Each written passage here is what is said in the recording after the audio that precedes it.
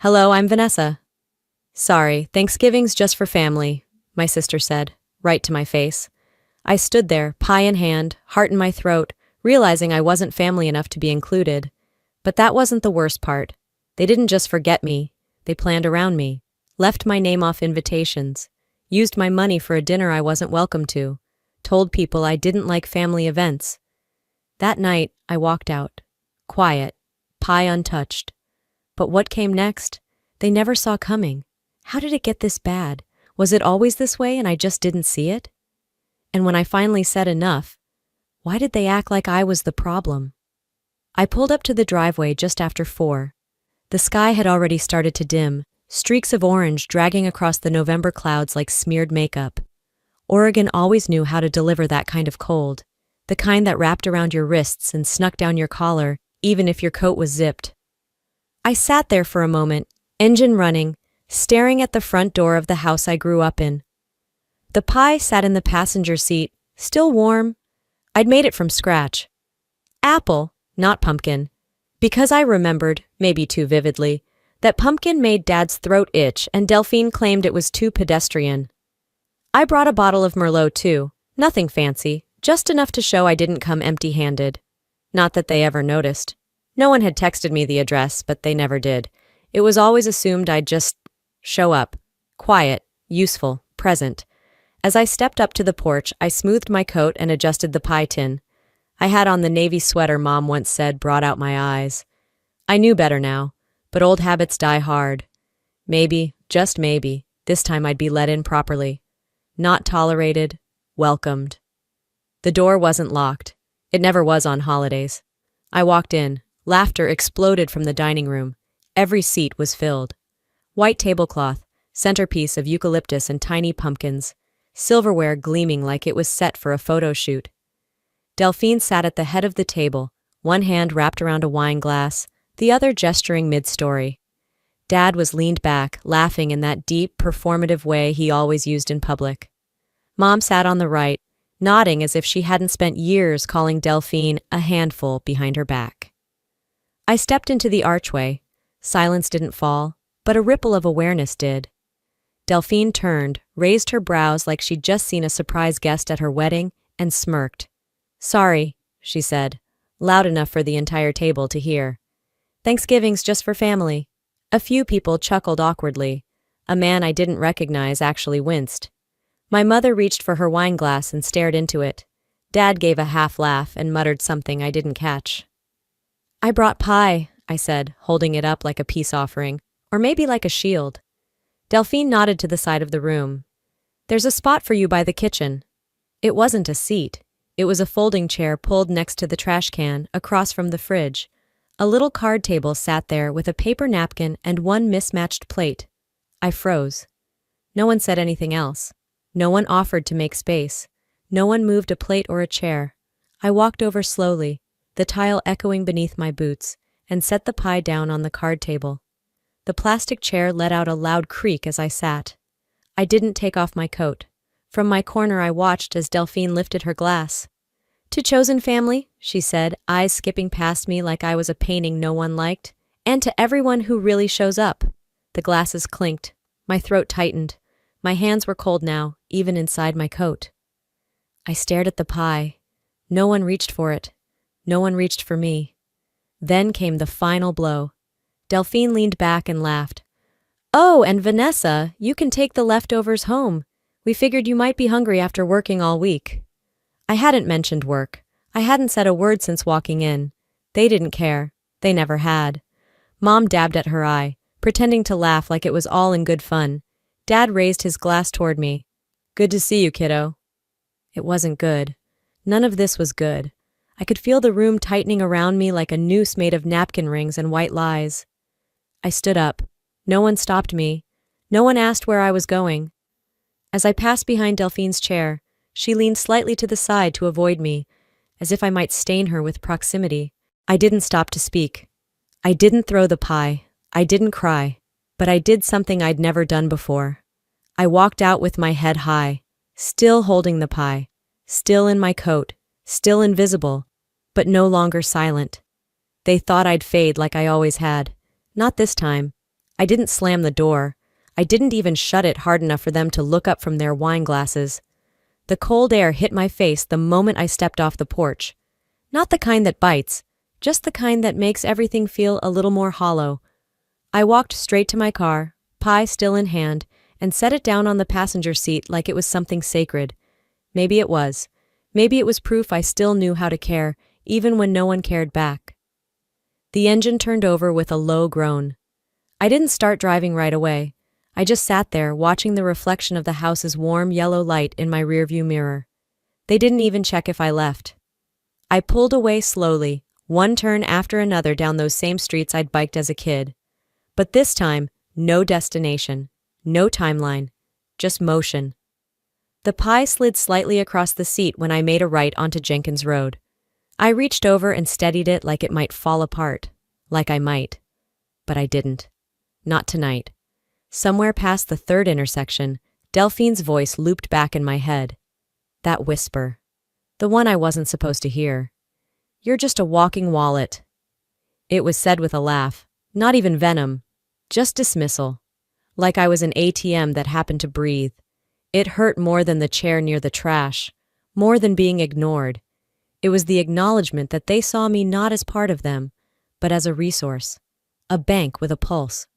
I didn't cry. That part of me was dry now, overdrawn, like everything else they'd taken. I kept driving. No music. Just the hum of tires over wet pavement. It wasn't until I passed the Chevron by 148th that the flashback hit, clear as day. 2 weeks ago, at work, I was checking emails on my lunch break. Our office manager, Jenna, was organizing Thanksgiving plans. She had this big whiteboard with everyone's out-of-office dates and travel plans. I remembered glancing at it, spotting Delphine's name written under Portland November 23rd to 27. Underneath that, Mom and Dad. Even their +1s were listed. My name wasn't there. At the time, I shrugged it off. Told myself it was probably just a slip. That maybe Jenna didn't ask me. That maybe Mom forgot to mention it. Now I know better. You can forgive being forgotten once, maybe even twice. But when your name keeps disappearing, from emails, group texts, Christmas cards, it stops feeling like an accident. It starts to feel like erasure, like you were never really part of the frame to begin with. I pulled into a vacant lot near an old diner. Parked. Let the silence sit. The kind of silence that wraps around your ribs and squeezes. I opened my phone. No new messages. Not a single, "Are you okay?" Not even a question mark. I opened my banking app. It was second nature at this point. There it was. The charge? Sunset Ridge Catering. Deposit? $742.50. My card?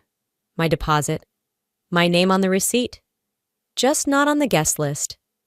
They'd planned it all on the family thread, the one I was no longer in.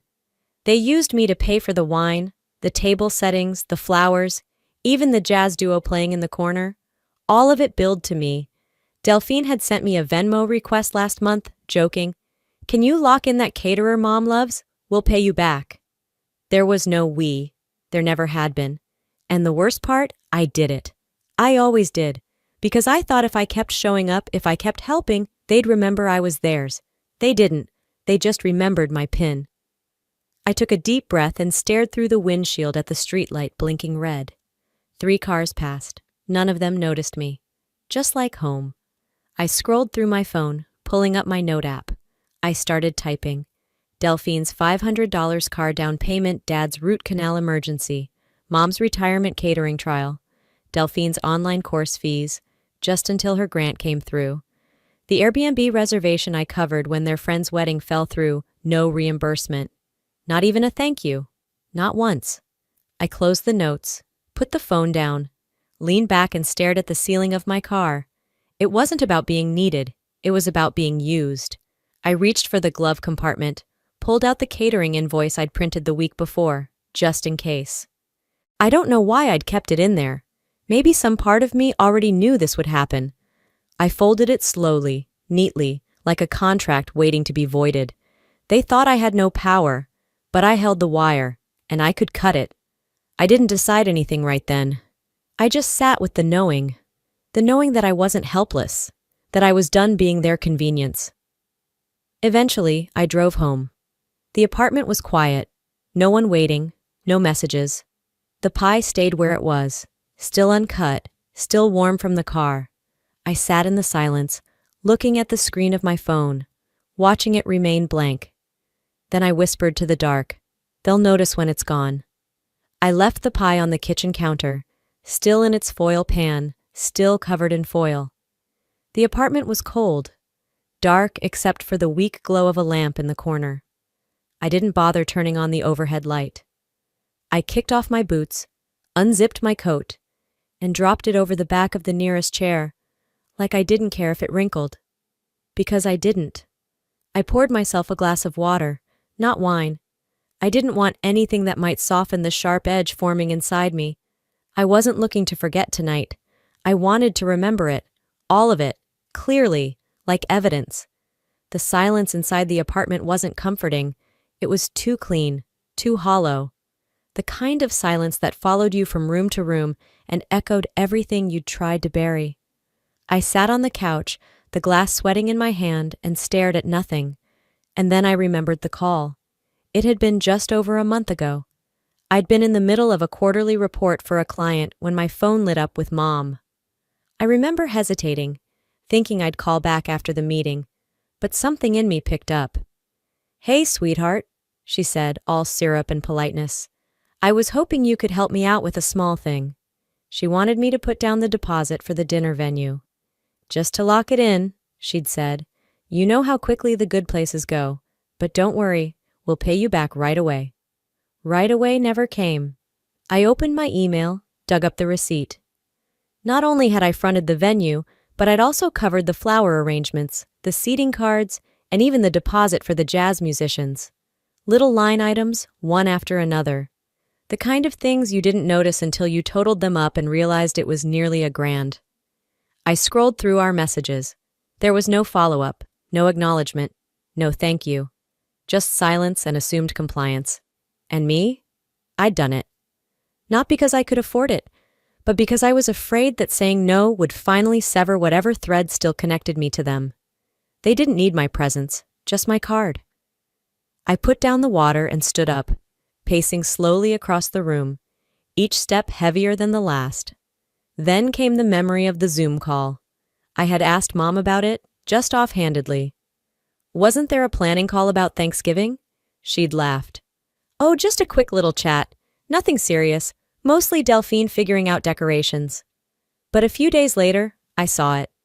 Aunt Rhonda had posted a screenshot on Facebook.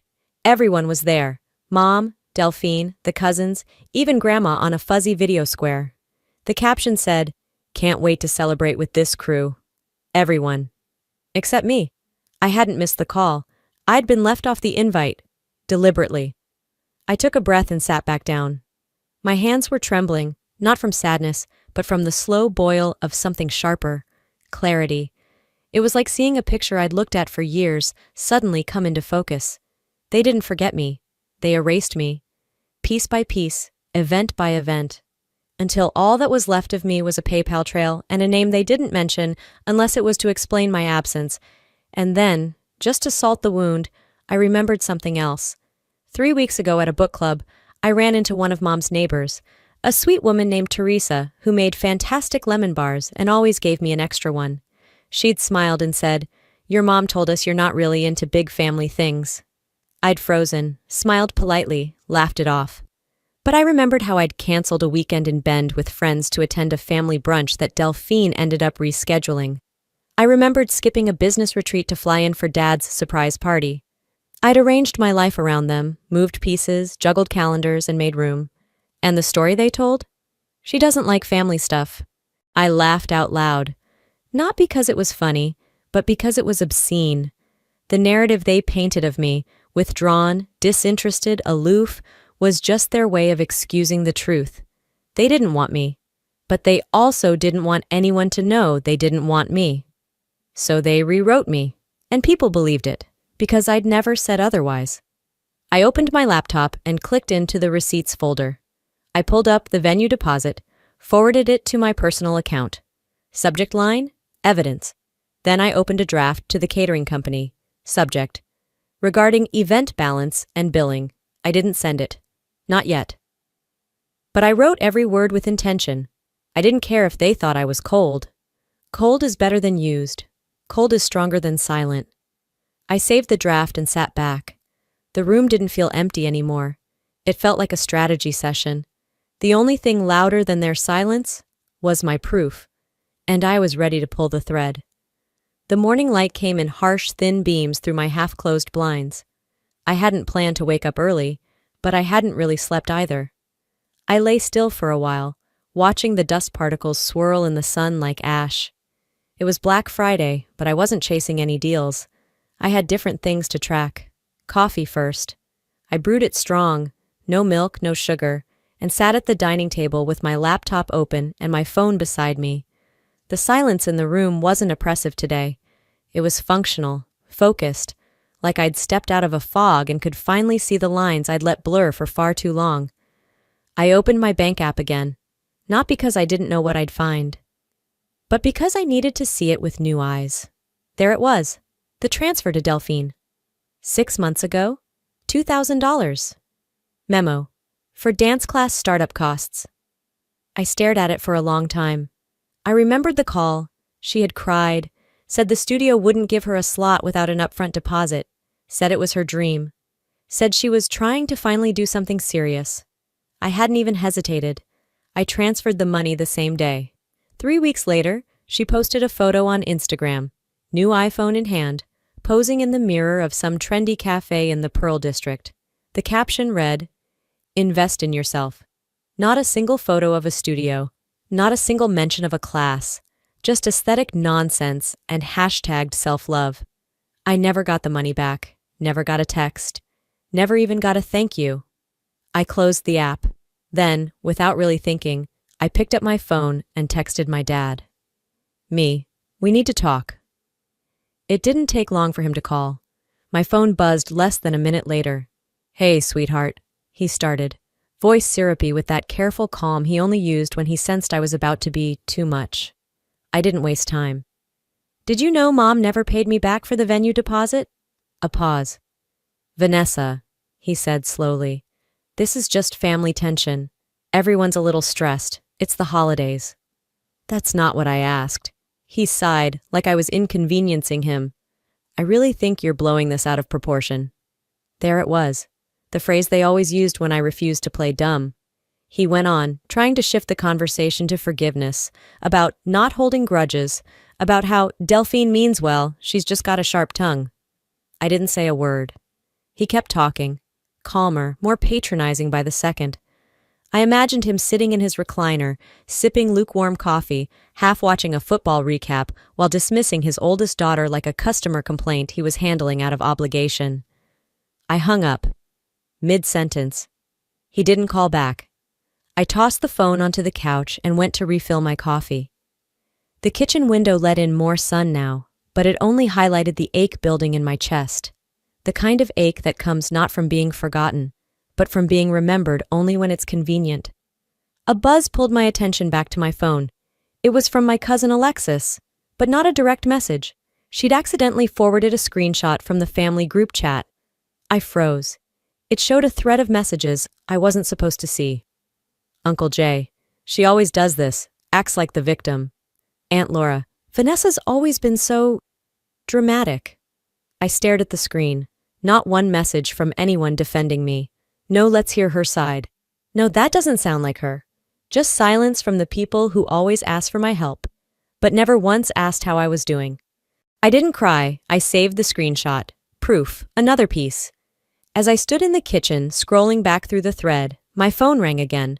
A name I didn't expect. Aunt Karen. Not the warmest woman. Not the type to call unless something was falling apart. I answered. "Vanessa," she said softly.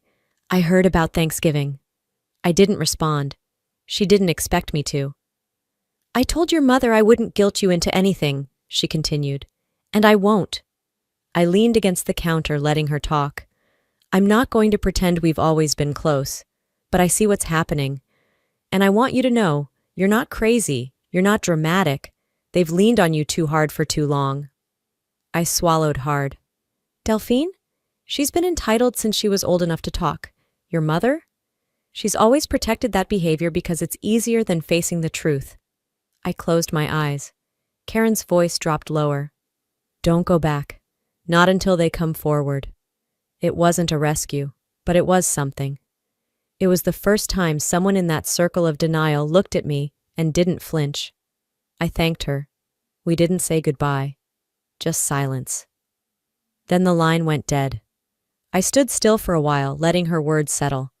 Then I walked back to the dining table, opened my journal, and wrote one sentence. They drew the line. I just finally acknowledged it.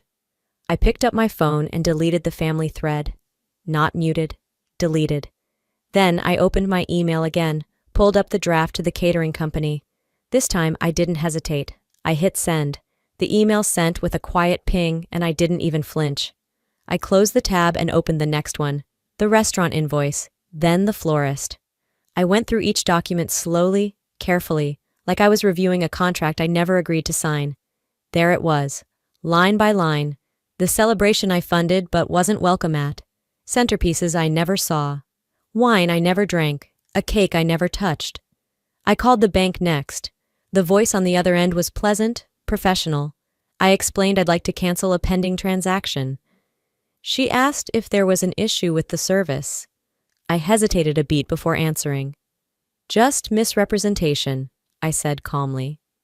She processed the reversal. Just like that, thousands of dollars were no longer theirs to burn through. And I didn't feel guilty. I didn't feel vengeful either. I felt precise. When I hung up, I stared at the screen for a few seconds, then stood and walked to the kitchen window. Outside, the wind was picking up. A neighbor was putting out Christmas lights already. People moved on so quickly, celebrated so loudly, pretended so easily. But not me, not this time. By 6 p.m., the phone started vibrating nonstop. First my mother, 6 missed calls in a row. Then Delphine. Delphine, what the hell did you just do? Delphine, are you serious? This is your family. Delphine, you always make everything harder. I didn't reply. I took a screenshot and blocked her. The family group thread began lighting up too, texts flying in from cousins who hadn't spoken to me in months. Cousin Lila, what's going on? Uncle Jay, this is childish. Aunt Laura, you should have handled this privately. Funny how none of them had anything to say last night when I was shoved to the sidelines like unwanted luggage. I muted the thread, then left it. No announcement, no long goodbye, just gone. I don't know what they expected me to do, come crawling back and apologize for not funding my own humiliation. A little after 7, the phone rang again. This time, a name I hadn't seen in a while. Aunt Wendy. I almost didn't answer, but something told me I should. Vanessa, she said, her voice firm but kind. I just want you to know, I see it. I sat on the couch, pulling a throw blanket across my lap. I told your mom this would happen, she continued. They kept pushing you. And I warned them, if you keep treating someone like an ATM, eventually the machine stops working. I let out the first real breath of the day. I'm not here to guilt you, Wendy added. I'm here to say, if you need a place to crash or just someone to listen, I'm here. You're not crazy, you're not cruel, you're just done being used. I didn't cry, but for the first time in days I smiled. Thank you, I whispered. You don't owe them your peace just because they call it family, she said. We didn't talk long. We didn't need to. After we hung up, I opened a note on my phone and typed a single message. Then without a second thought, I copied it into the family thread before leaving for good. I will not participate in systems that abuse, dismiss, or manipulate. This is final. The silence afterward was instant and perfect. No rebuttals, no fake apologies, no gaslighting. I grabbed my coat, wrapped a scarf around my neck, and went for a walk. Not to cool off, to take up space again. The streets were quiet, crisp with leftover holiday energy. Couples held hands. Kids giggled over hot cocoa. I kept walking, each step a small reclamation. When I got home, there was a letter in the mailbox. An actual envelope, handwritten. I knew the handwriting. Dad. I stood in the hallway for a long time, the envelope in one hand, keys in the other. Then I walked inside and sat at the table. I opened it slowly, neatly. The first line read, Your mother thinks you've embarrassed us. I stopped reading. I folded it shut, placed it on the counter, and left it there. Unopened, unanswered. They didn't see this as justice. They saw it as rebellion. And now, they were preparing to strike back. The envelope still sat on my counter like it might explode if touched. I didn't touch it again. I let it sit there, like evidence in a trial I never agreed to attend. By 10:02 p.m., a new notification popped up. An email with the subject line, "Damages for the dinner incident." I paused mid-sip of wine, thought it was a prank. But no, it was from Evan, my cousin, who barely made it through paralegal school but suddenly fancied himself a legal expert. The email opened with the phrase, "On behalf of the family." That alone told me everything I needed to know. Apparently, they intended to pursue legal recourse for the emotional distress I caused during Thanksgiving and for financial interference. Attached was an itemized list of damages. $350 for a cake no one mentioned to me, $900 for floral arrangements, $1,200 in social disruption, and my personal favorite, $400 for emotional suffering tied to Delphine's social media backlash. It would have been funny if it weren't real, but it was real. They were serious. They were really going to try and sue me for stepping away. I dropped my phone on the couch, stood up, and paced. My living room was dim, quiet, and safe, but my pulse was a wildfire. At 10:17 p.m., a message from Delphine came through. "Delphine, you've always been toxic, now everyone sees it." 10 seconds later, a voicemail. My mother, sobbing. "You ruined your sister's reputation, Vanessa. She was humiliated." Not one word about how I felt. Not one acknowledgement of the humiliation I'd swallowed year after year. They weren't hurt because of injustice. They were enraged because they lost control. They were punishing me for refusing to be used. I didn't cry. I didn't even feel that mix of guilt and rage that used to crash inside me like a tide. What I felt now was clean, like a knife sharpened on truth. At 10:45, I opened the group thread again. It was a war zone. Uncle Jay called me emotionally unstable. Cousin Lila chimed in. She's always been the dramatic one. Screenshots. I saved them all. I didn't bother replying to anyone directly. Instead, I typed a message with no frills, no apology, no drama. You wanted a villain. I just stopped pretending to be the caretaker. Then I left the chat. Not muted, deleted, final. And I blocked them. Every last number, every connection, except Wendy. Because Wendy saw the truth. And because Wendy never tried to break me to feel whole. After that, I opened my banking app. There were still loose strings they could pull on if I didn't act fast. I found the auto payment tab. Dad's old phone plan? Still tied to my credit card. Cancelled. A shared emergency fund I'd set up years ago for Delphine when she was starting over? Still active. Still draining monthly service fees. I closed the account. Transferred the balance, only $128 left, into my own savings. Not because I needed it, but because it was mine. This wasn't revenge. This was reclamation. They called it family. I called it debt collection. By 11:30, my phone buzzed again. One missed call from a blocked number. Then, an email notification. Delphine again, but this time from her work address. I opened it with the same care I'd give any threat. "You think you're done? You just made it worse. Hope you're ready." My lips twitched into something that resembled a smile. Because if this was war, they'd just started it, and I was already armed. Morning sunlight stretched lazily across the hardwood floor of Aunt Wendy's guest room, the warmth reaching my toes before my thoughts could. I hadn't woken up to screaming, passive-aggressive texts, or demands to explain myself. It was the first morning in... I couldn't even remember how long, that I didn't feel the need to brace myself. Wendy had made coffee, strong dark roast, and left it waiting on the kitchen counter with a note. "If you're picking up your stuff today, take my car. Yours deserves a break." Her kindness wasn't loud. It didn't come wrapped in guilt or obligation. It just existed, like air. I sipped the coffee in silence, trying to match that energy. By 9:30 a.m., I was back in my own neighborhood, parking down the street from my parents' house. No one greeted me. No one was outside. A cardboard box sat just beyond the front steps with a neon sticky note taped to it. Vanessa's things. Classy. I approached cautiously, glancing around like I might trigger a tripwire. Inside the box were pieces of a life they'd carefully curated, and now, discarded. The first thing I saw was the scarf I gave my mother last Christmas. Still folded perfectly, the price tag dangling off the end like it had never been touched. I lifted it slowly, checking for any sign of use. Nothing. Beneath that was a photo frame, one we'd taken during a family camping trip years ago. Only the photo inside was torn, right down the center. My half was missing. I wasn't erased, I was redacted. There was also a card I'd handwritten years ago, my words literally scratched out in black pen. I stared at the pile like it might rearrange itself into something kinder. It didn't. I closed the box and walked it back to Wendy's car. Instead of putting it in the trunk, I placed it gently inside the nearest trash bin.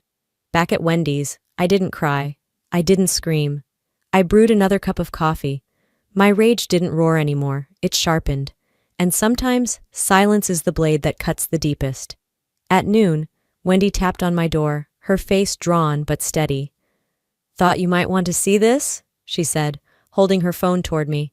It was a screenshot from the family group chat. Delphine had posted a message. Her leaving made the house lighter. We can finally enjoy real family. No more fake smiles. There were laughing emojis, a few likes. Wendy didn't say anything. She didn't have to. I downloaded the image, printed it from my laptop, and marked it in red Sharpie, noted, archived. I wasn't saving it out of spite. I was saving it so I wouldn't ever lie to myself again about how this family worked. We were never a we. Just a convenient illusion. Later that evening, Wendy and I sat in her sunroom. The sky painted a soft gray that matched the mood, but not the message. "You don't owe them peace," she said, pouring us both glasses of Pinot Noir. "You owe yourself truth." I nodded, unsure of what to do with that kind of support. It was foreign terrain. "Some of your cousins are starting to ask questions," Wendy added. "You've got more eyes on you than you think." "I'm not telling my story for them," I said. "I'm telling it because I need to, on my terms." That night, I opened my laptop and created a private blog. I titled the first post, "Thanksgiving, when family drew blood and I drew boundaries." I didn't promote it, didn't share the link. It wasn't for revenge. It was a burial. I pressed publish and shut the laptop. For the first time in days, I slept deeply. And when I woke up, the first notification wasn't from Delphine. It was from my mother. Subject line, "We need to talk before it's too late." I didn't open the email right away. The subject line alone, "We need to talk before it's too late," was enough to make my stomach tighten. It was vague enough to provoke guilt, but familiar enough to reek of the kind of manipulation I'd been unlearning. My thumb hovered over it for a moment before I let the phone fall back onto the table, like it had shocked me. I stared at the ceiling for a minute, then got up. I took a shower, let the water run hot until the mirror fogged and my fingers wrinkled. I made a cup of chamomile tea, though it cooled untouched. I sat on the edge of the guest bed, legs crossed, gazing blankly out the window at the gray sky. I stayed there for nearly 20 minutes, doing nothing, thinking everything. And then the doorbell rang. Wendy, always too quick with kindness, opened the door before I could react. I came to stand behind her, arms crossed tightly over my chest, my hair still damp and clinging to my neck. And there she was, my mother, standing on the porch with a glass casserole dish wrapped in foil, like some kind of culinary olive branch. Her purse hung off one shoulder, and in her free hand she held a plain white envelope, creased at the fold. "I'm not here to fight," she said quickly, the way someone might declare they're unarmed at a checkpoint. "I just thought, maybe we could talk?" I didn't answer right away. I nodded once, curtly. "Not inside." We walked the 2 blocks to the nearby park in silence, the kind of silence that feels like both people are thinking the same thing, but refusing to say it first. We found a wooden bench near a patch of brittle grass that hadn't survived winter. She sat with the casserole dish on her lap, awkward and out of place, like a third party we didn't invite. She began with the line people always think is a good opening. "I know this has been hard on everyone." I said nothing. She pressed on like someone walking deeper into a fog. No one meant for things to get this bad. It's just, family, stress, miscommunication. We were all upset. You were upset. Steam rose from my tea. I focused on the way it disappeared in the air. She didn't say, I was wrong. She didn't say, I hurt you. She didn't say, I'm sorry. What she said was, I miss when we were closer. And what I heard was, I miss when you didn't challenge me. Then she placed the envelope on the bench between us. I wrote everything down. I thought maybe if you could read it, you'd understand where I'm coming from. I didn't reach for it. Just glanced at it once, then back at her. I'll read it later, I said simply. She smiled, a hopeful, premature kind of smile. She thought we were on the brink of mending things. Then I added, but this doesn't reset anything. The smile fell, slow and silent, like a house of cards. I stood, not out of anger, not for drama. I just stood because I was done. I needed to know where you stood, I said quietly. Now I do. She called my name once as I walked away, soft, unsure. But I didn't turn back. Closure, I realized, doesn't always arrive in neat packages with hugs and tearful reconciliation.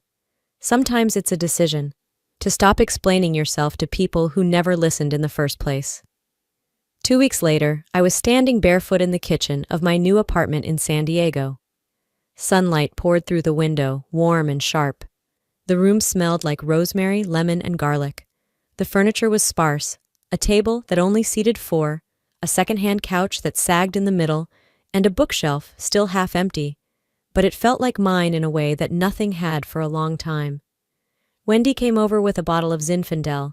She hugged me at the door without hesitation, the way family should. We cooked together, roasted vegetables, a turkey breast, and 2 slices of pecan pie we picked up from the bakery down the block. Simple. Enough.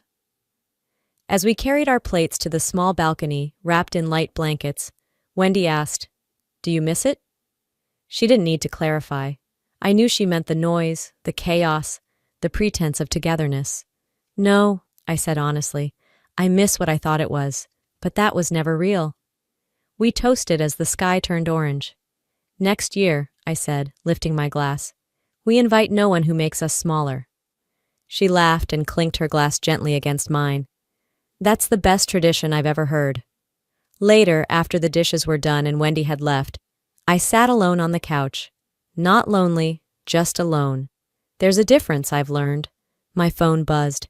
A message from a number I hadn't saved but still recognized. A cousin I hadn't spoken to in almost a year. "Can I call you sometime? I think I owe you something." I didn't respond. Not yet. But for the first time in a long while, I didn't feel panic. I felt power. I felt choice. It had been 3 weeks since I packed up what little I needed and moved to San Diego. The box of heirlooms, the scratched photo albums, the maybe one-day sweaters, they didn't make the cut. I brought only what was useful, what was comforting, or what reminded me who I really was. That list was shorter than you'd think. This morning, the sun filtered through the sheer curtains of my living room, warming the wood floors and catching the edge of my tiny kitchen table, the one I bought secondhand and refinished myself. I watered the basil plant on the balcony, adjusted the string lights I'd hung last weekend, and made myself coffee. The apartment was still quiet, still mine. I hadn't heard from anyone in the family since the email from Dad's silent signature, and Delphine's charming brand of condescension. The message from my cousin, still unread. I wasn't ignoring it. I was choosing not to hurry. I checked the blog once, just once. There were hundreds of views, a few quiet comments. One simply said, "Thank you for putting words to what I couldn't say." That was enough. Wendy had stopped by for tea a few days earlier and shared, with a tinge of hesitation, that Delphine had lost a client, someone who'd seen the blog and quietly stepped away. An old family friend had also unfollowed her on Instagram, apparently after commenting "proud of you" under my post. I didn't smile, I didn't gloat, but I did say out loud, that's what happens when people finally see clearly. There was no celebration, just acknowledgement. The only real moment that felt sharp came when the holiday card arrived. A basic white envelope, no handwriting on the outside, just my address in neat printed font, no return address. Inside, a Christmas card with a snowman, a $50 Visa gift card taped to the inside, and a note in my father's blocky script. Hope you're well. Dad. No apology, no attempt to discuss, just a gesture without foundation. I didn't tear it up. I didn't frame it. I slipped it into the bottom drawer of my desk, under some old receipts and a broken charger. A drawer I rarely open. That Sunday, I hosted my first holiday meal in the new place, a second Thanksgiving of sorts. Wendy arrived first, arms full of sweet potatoes and a bottle of wine with a post-it that said, "Not for regrets." Two of her friends joined us, kind, grounded women who didn't need small talk to fill a room. We sat outside on the beach grass near La Jolla, picnic style. The table was a fold-out, covered in a mismatched cloth. The food wasn't extravagant, but it was intentional. There were no expected dishes, no rules about who sat where. We passed everything clockwise. Nobody raised their voice. Nobody guilted anyone into going back for seconds. After the plates had been cleared and the sun dipped low, I stood and raised my glass. To people, I said, who don't expect us to shrink. No one asked for clarification. They just nodded, because they understood. That night, I took a walk along the shoreline, sandals in hand, toes sinking into the cool sand. The moon was a soft, muted glow above the waves. I could hear children playing somewhere far off. Not screaming, just laughing. Real joy has a different sound. I looked out at the dark horizon and let myself breathe fully for the first time since Thanksgiving. I didn't leave my family, I whispered into the salt air. I left the version of me they needed to mistreat. It was never about hate. It was about hunger, for respect, for peace, for space to exist without conditions. And I'd found it. I wasn't healed entirely, but I was mine again. At the edge of the water, I paused, not because I was unsure, but because it felt good to be still. Then I turned and walked back toward the path, away from the tide. I'm not at their table anymore, and for the first time in my life, I'm not waiting to be asked to sit. Sometimes the family you're born into isn't where you find your peace. It's where you learn how to protect it. I spent years believing that if I gave more, forgave more, tolerated more, I'd finally be seen as part of it. But the truth is, some people only love you when you're useful. And once you stop being convenient, they call it betrayal. But choosing yourself, that's not betrayal. That's survival. So here's what I've learned, and maybe it'll land where it needs to. You don't have to keep a seat at someone else's table just because you were raised there. You're allowed to build your own, even if it's smaller, even if it's quieter. And if you're watching this and nodding, maybe you've been that invisible guest too. Maybe you're just now realizing your silence has been mistaken for permission. You're not alone. If this story moved you or reminded you of your own, drop a 1 in the comments. Or let me know what city you're watching from. I want to know who else out there is rewriting their story. And if you didn't connect with this video, that's okay too. Leave a comment and tell me what felt off. Let's make this space real. And hey, if you made it this far and you're still with me, hit that subscribe button so you don't miss the next story that just might sound like yours. Because some stories aren't told to entertain. They're told to remind you, you're not the only one who had to walk away to finally feel whole.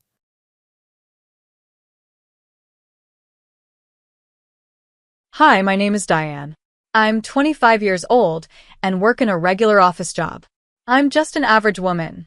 My looks, my personality, and my abilities are all pretty normal. There's nothing especially unique about me, but I do have a bit of a strong personality. I'm not shy, and I can hold my own in a conversation. This is how I introduced myself at a mixer event I went to recently. The event was organized by some women from the department next to mine. It was meant to be a small get-together with men from a bigger company, kind of like a casual networking event. Originally, 3 women and 3 men were supposed to join, but someone backed out at the last minute. That's when they asked me to come along and fill in. I didn't really expect anything exciting to happen. I wasn't looking for love or a relationship that night. I also don't think of myself as super attractive, but I'm also not someone who brings down the mood. I can hold a decent conversation, and I get along well with people. So I thought, why not? At the very least, I'd enjoy a nice dinner. The mixer was held at a cozy restaurant. The place was relaxed and had a friendly atmosphere. Right from the beginning, I noticed that the other two women seemed very interested in two of the men there. These guys were slim, stylish, and looked like they could be K-pop stars. They were very popular at the table. That left two men who weren't getting as much attention. One was a quiet man with glasses and simple looks. The other was a big, muscular man sitting across from me. He had a strong, solid build, and even through his shirt, I could see how fit he was. He had a thick beard and sharp facial features. He looked exactly like the kind of man I'm usually drawn to. Honestly, I've always preferred strong, muscular guys over thin, pretty ones. If I had to describe my ideal type, it would be a rugby player. Not a prince riding a white horse, but someone strong enough to carry one. That's just the kind of man I like. Because of that, I usually don't compete with other women at mixers. My type is pretty different from theirs. I looked at the man across from me and smiled. You've got amazing muscles. Do you play any sports? I asked with interest. He smiled back. I played rugby back in college, and now I mostly focus on weight training. Bingo. That was exactly what I wanted to hear. I felt really happy sitting next to Jacob. Just like me, he wasn't too focused on socializing with everyone else at the mixer. He seemed more interested in enjoying the meal. The food looked and tasted amazing, and Jacob's calm way of eating really stood out. He didn't talk too much, but he gave off a peaceful and relaxed vibe, which I liked a lot. After a little while, he turned to me and said, "Diane, right? Do you exercise too?" I smiled. "Yes, I do." Can you tell? "Working out is one of my hobbies." "I thought so," he replied with a cheerful smile. "You look like someone who works out." Though maybe I didn't say that in the best way, he laughed a little. His smile made my heart flutter. It was warm, friendly, and exactly my type. From then on, we started talking a lot more. We chatted about working out, weight training, our favorite gym routines, and how we both like staying active. The others at the mixer seemed to talk in their own small groups, and Jacob and I felt a little separate from the rest. But I didn't mind that at all. I was enjoying myself. Before we left, we exchanged phone numbers and even made plans to go to the gym together. It felt like out of everyone at that mixer, we were the only two who truly connected. I learned that Jacob is 26 years old, just 1 year older than me. He's tall, about 5 feet, and weighs around 150 pounds. I'm 5 feet 6 inches and weigh about 100 pounds. Usually big, strong guys like Jacob tend to prefer women who are very small and delicate. But Jacob didn't seem that way at all. He truly enjoyed talking about fitness with me and seemed happy that we shared the same passion. After that night, we started seeing each other more often. Sometimes we went on training dates at the gym. Other times, we did normal date stuff like watching movies, going out to eat, or just walking around the city. We got closer, and little by little, we started having conversations like, when we get married, let's have gym equipment in our living room, and we'll need a big space for all our gear. It all felt natural and exciting. Eventually, I invited Jacob to my home to meet my parents. They really liked him. He was kind, polite, and cheerful. My parents could tell that he genuinely cared about me. Everything felt like it was moving in a good direction, like marriage could really happen someday. Next week, I'm going to visit Jacob's home for the first time. He told me that he lost his mother when he was young and was raised mostly by his older sister, Teresa, who is 6 years older than him. I was a little nervous because sometimes dealing with a sister-in-law can be tricky, but I also thought it might be easier than dealing with a strict mother-in-law. When I met Teresa, I was surprised. She was beautiful, stunning actually. She looked like she was in her mid-30s, and her warm welcome made me feel a bit more relaxed. I couldn't stop staring at Teresa. She looked like a more elegant version of Jacob. She was about the same height as me, but slimmer and didn't seem to have much muscle. Her long black hair was beautiful and stood out right away. Jacob's father was also there. He was well-built and had thick eyebrows, just like Jacob. They clearly looked like father and son. Teresa had cooked a homemade seafood pasta for us. It looked delicious, and she had put a lot of effort into it. But then a small problem came up. I'm allergic to shellfish like crab and shrimp. Even a small amount gives me hives, so I had to avoid eating most of the pasta because it was full of shrimp and crab. I felt a bit awkward. Teresa, I'm really sorry, but I'm allergic to crab and shrimp, I said politely. Even a little bit gives me a reaction. Huh? I thought I told you about her allergy, Jacob said to Teresa. Jacob and I had eaten together many times, so I assumed he remembered. I didn't hear anything about that, Teresa said. Sorry, Diane. It's okay, I replied. Jacob, could you eat the crab and shrimp from my plate? Of course, Jacob said with a smile and moved the shellfish to his own plate. But I noticed that Teresa's expression became a little serious, even cold. I didn't want to make a big deal out of it, though. I'll be more careful next time, I said, trying to ease the mood. Then Teresa added, but Diane, if you marry Jacob, he won't be able to eat crab or shrimp anymore. That comment made me feel a little bad. I thought to myself, well, I would never cook food that could make me or anyone else sick anyway. Teresa continued, it's really a shame. He loves them so much. I started to feel confused. Was she blaming me? Making me feel guilty? Jacob tried to help. He said, don't worry, Diane. I can eat crab and shrimp when I go out or come here to visit. But throughout the visit, Teresa kept saying things like, Jacob has always loved crab and shrimp since he was a child, and as long as I'm cooking, I'll always make it for him. Her words made me feel like I didn't belong. Then, when we were leaving, Teresa walked us to the door and said, even after you two are married, you're always welcome to come visit here. It sounded like she thought I was taking Jacob away from her. On the way home, I said, Jacob, it seems like your sister doesn't like me very much. And I didn't even know you loved crab and shrimp that much. Jacob smiled gently and replied, yeah, I do like them. But don't worry too much. My sister just cares a lot about what I eat. That's how she shows love.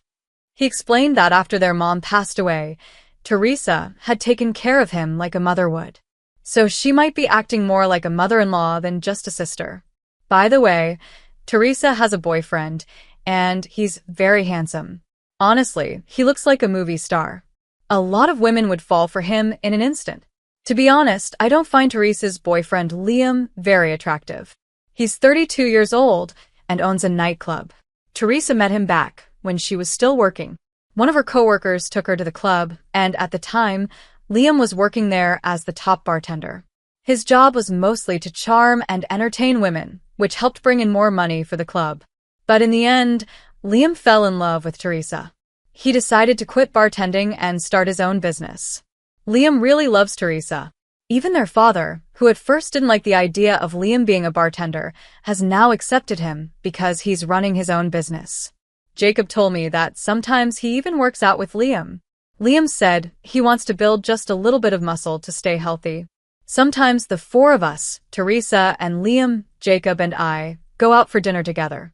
One time, we were eating fried shrimp, and I was about to squeeze some lemon and pour sauce on Jacob's plate. Suddenly, Teresa raised her voice and said, wait, Jacob likes ketchup on his fried food. But Jacob quickly said, it's okay. Diane suggested I try lemon and sauce, and it was actually really good. I still like ketchup and tartar sauce too, but these days I prefer lemon and sauce. Even though Jacob said that, Teresa didn't look happy.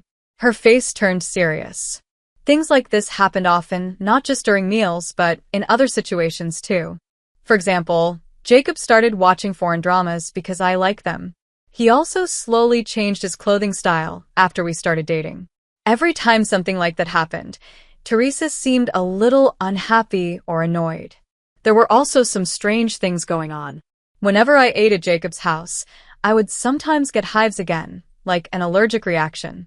There wasn't any crab or shrimp on the table, but I started to wonder if maybe some sauces or seasonings had tiny amounts of shellfish in them that I couldn't see. So I tried to help with cooking at Jacob's house, hoping I could check the ingredients. But Teresa said no. She firmly told me, if that's the case, why don't you help with the dishes instead? So I ended up just washing dishes and never got a chance to check what was being used in the food. One day, I finally brought it up. I said, I got hives again after eating here last time. Teresa just replied, That's strange. We didn't use crab or shrimp. Diane, is it possible that you have other allergies? It felt like she was trying to suggest that the problem wasn't her cooking but something else. Maybe even something wrong with me. I couldn't tell if she was being honest or just trying to avoid blame. Teresa made me feel like I was the problem.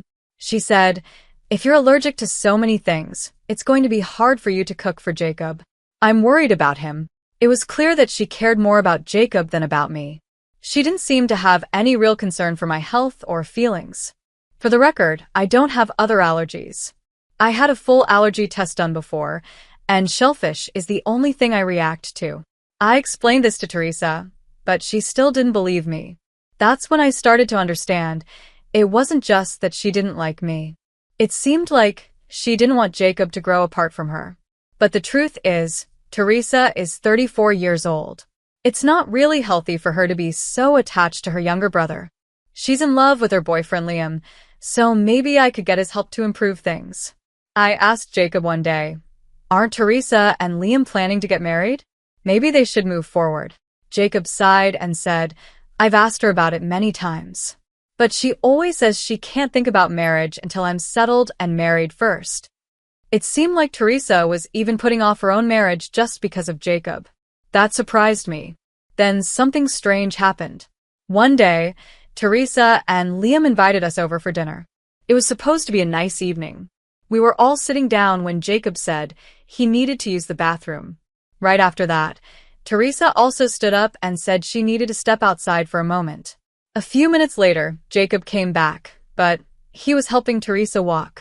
She was holding a handkerchief to her mouth and looked like she was in pain. Liam quickly got up and asked, "Are you okay? I can take you home." But Teresa said, "It's fine. We already ordered food, so you two enjoy. I'm going home with Jacob." And just like that, the two of them left. That left Liam and me at the table. The mood was a little awkward, but since it was a fancy French meal, we decided to stay and enjoy it. After a while, Liam looked at me and said, "Diane, you're really unique. Very smart and lovely." It sounded like a compliment, but Liam used to charm women as a bartender, so I didn't think much of it at first. Then, out of nowhere, he gently took my hand and whispered, "Hey, how about we have some fun together?" What? I was shocked. His girlfriend had just left feeling sick, and here he was flirting with me? I couldn't believe it. I thought he was supposed to be in love with Teresa. I calmly pulled my hand back and said, "Please stop joking. Teresa would be really hurt if she heard this." But Liam just smiled and said, "She won't be upset." I looked straight at him and said, "I'm not interested in handsome guys like you." I wanted to make it very clear that I was not okay with what he said. He just laughed and replied, "You're an interesting woman, Diane," like he wasn't even embarrassed. Then he offered to drive me home, but I refused. I rushed to the train station while calling Jacob. I felt a strong urge to see him right away. When he answered, he asked, "Why did you call me here? What's going on?" I met him at a small shop near the station where we could talk in private. "I'm sorry," I said first. Then, even though I wasn't really that worried, I asked, "How's your sister doing?" Jacob replied, "She was fine as soon as we got home. She was making a big deal out of nothing, really. It's a shame we couldn't enjoy that fancy French meal." Then I told him something shocking. "After you left, Liam made a move on me." Jacob's face changed right away. He usually looked calm, but now he looked serious and shocked. "What? Why?"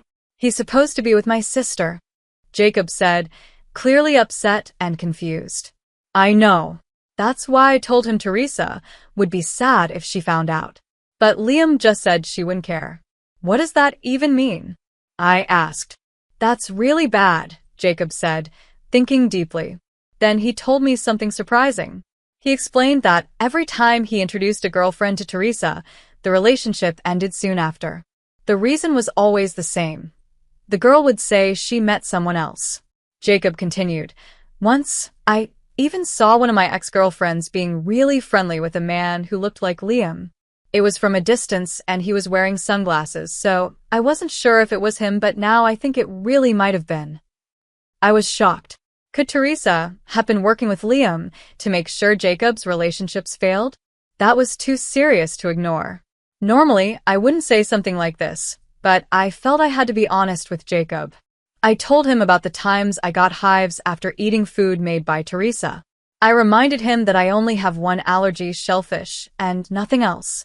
I understand that your sister wants to stay close to you, I said gently, but this isn't healthy for anyone. We can't be happy like this, and it's not good for her either. Jacob looked down and said, "You're right. I'm so sorry, Diane. I never thought it would go this far. I didn't know my sister could do something like that." He looked deeply troubled. But this wasn't just a problem for him. It was serious for me, too.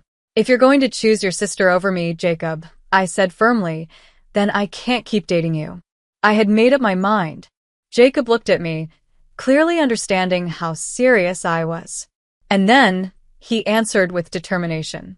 "I choose you, Diane," Jacob said firmly. "We'll face my sister's problems together. Once we move out, she won't be able to interfere anymore." Then, with a soft smile, he added, "And I'm really glad you're not into handsome guys. Maybe it wasn't all my fault that I got dumped before." I couldn't help but laugh a little. I felt sorry for him, but it also brought us closer. From that moment on, our bond grew even stronger, and we started planning our future together. We were now moving toward marriage. After that day, I stopped going to Jacob's house. I kept my distance, and that helped keep Teresa out of our relationship. Wedding planning was going well, though I couldn't help feeling a little nervous. I had read some stories online about weddings going wrong, things like unexpected problems at the ceremony or reception. I wanted to be prepared just in case. During a meeting with our wedding planner, I asked, "Do wedding problems happen often?" The planner noticed I was worried and kindly asked, "Is there something specific you're concerned about?" I felt comforted and talked to her about my concerns, hoping everything would go smoothly. On the day of the wedding, I entered the dressing room, feeling both nervous and excited. But what I saw shocked me to the core. Teresa was inside, angrily cutting up my wedding dress with a large knife. Around her feet were my accessories, all crushed and broken. I had expected she might try something small, like spilling water or coffee on the dress, but this was beyond anything I imagined. "It's ruined now. What a shame," Teresa said with a strange smile on her face. But I stayed calm and replied, "It's all rentals anyway. Most people don't buy their wedding dresses. They're too expensive." Her smile faded. What? "But you can't have a wedding without a dress," I said calmly. "I have a backup dress just in case. I liked the first one better, but I'll wear the other one." Just then, someone knocked on the door. It was Jacob. He walked in and froze when he saw the mess. "Teresa, why would you do this?" he said, shocked. The wedding planner beside me spoke up. "All of these dresses and accessories belong to the venue. Should we report the damage to the police?" Jacob looked at his sister and said, "We'll cover the cost, but I don't want a criminal in the family on our wedding day." When Jacob said criminal, Teresa finally realized what she had done. She screamed, "Criminal? What are you saying? I'm just against this marriage." "Too bad," I said calmly. "We're already legally married. We're a couple now. Even if we cancel the ceremony, it doesn't change anything." Teresa stared at me in disbelief, then dropped to the floor, whispering, "No, it can't be. That's a lie." Jacob stepped forward and said gently but firmly, "Please stop, Teresa." "I don't want to hate you," Jacob said gently. As soon as he said that, Teresa broke down and cried like a child. She kept calling his name. "Jacob, Jacob." I quietly asked Jacob to take her out of the dressing room. Once they were gone, I quickly fixed my makeup and changed into my backup wedding dress. By then, my family and Jacob's father had arrived at the wedding venue. Surprisingly, Liam also showed up. When he saw what had happened, he said, "I can't believe she actually did it." Hearing that made me wish he had stopped her if he saw this coming. But maybe he didn't stop her because he was part of the problem too. Or maybe he just didn't want to get involved. I left Teresa in Liam's care. She was crying too much to speak.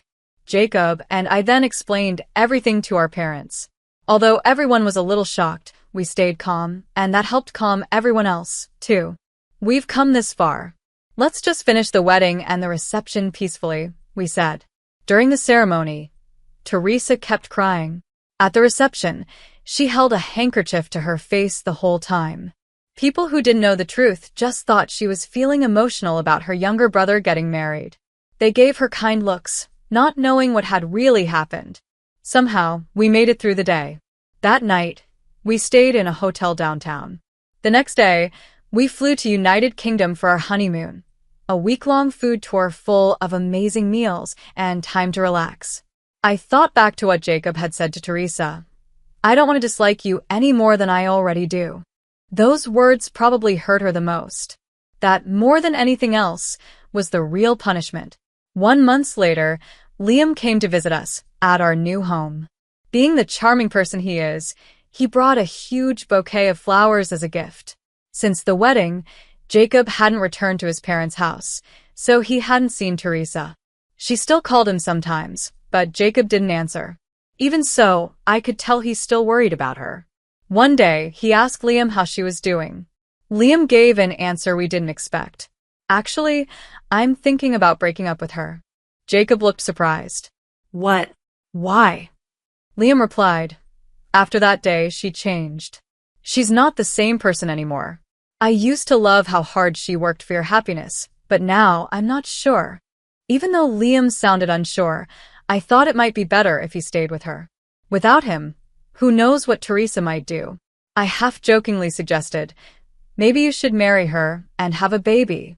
If she has a son who looks like Jacob, maybe she'll feel happy again. Honestly, I know I can be a bit calculating, but I just want to protect the peaceful life Jacob and I have now, especially since I'm pregnant. I can't stop worrying about what would happen if our baby boy looked just like Jacob. To my surprise, Liam seemed excited by the idea. I see. I hadn't thought about marriage before, but I'll think about it. Thanks, he said with a big smile. And just 1 month later, they got legally married. Liam, the former bartender, made his decision fast. His quick action shocked us all. Later, our baby was born, a boy who looks just like Jacob. I felt relieved knowing that Teresa wouldn't be interested in my husband, Jacob. And even though I wasn't really into kids before, I now understand how special and adorable your own child can be. Because of this, I started to understand a little why Jacob's sister was so attached to him. One day, Jacob looked at me and said, "Diane, please don't become like my sister." His face looked a bit sad and complicated when he said that. As for Liam and Teresa, they had a baby just as they had planned. Teresa got pregnant easily and gave birth without any problems. We all thought they might have a boy who looked like Jacob, but instead, they had a beautiful baby girl. She was like a little jewel, so cute and precious.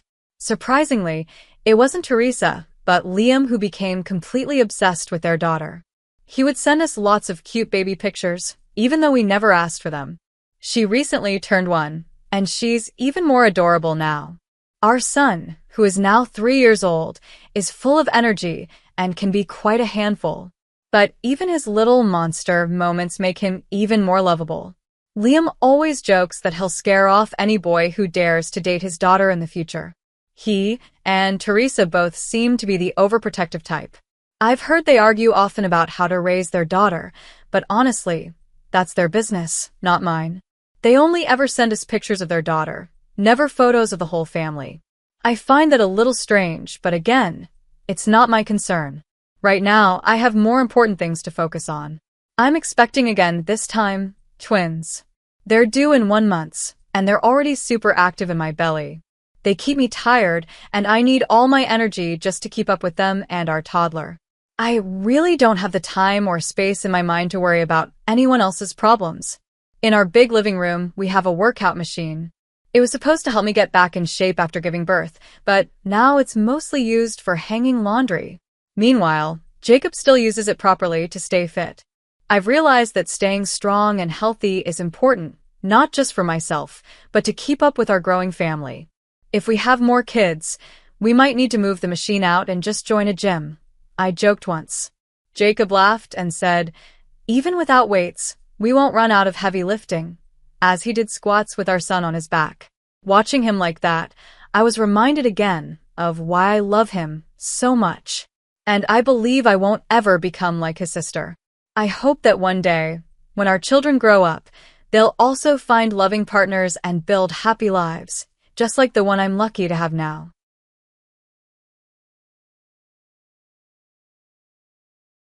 I adjusted my tie and looked over my presentation materials one last time. Everything had to be perfect. Tonight wasn't just another family dinner at my sister Emma's big house. It was my chance to finally prove that I had made something of myself. After spending years working hard in silence and making smart investments through my company, Peter Capital, I was ready to talk about my biggest project yet. But I needed financial support, and that's why Monarch Bank was important. My brother-in-law, Gary Stevenson, was a high-level executive there. It was a strange twist of fate. 11 years ago, Gary was the same man who rejected my first business loan. He said my ideas were silly and unrealistic. Now he walked around family events like he was a hero, always reminding everyone how he saved my sister by marrying her and giving her a better life. When I arrived at the mansion, Emma greeted me at the door with a quick kiss on the cheek. She looked different than the sister I remembered. The girl who used to stand up for me in school was now more focused on impressing rich people than staying close to her own family. "You look very professional," she said while glancing at my simple suit. I could tell she wasn't impressed. "Gary just got back from Genoa. You should see his new Italian suits." As I walked into the dining room, I took in the surroundings.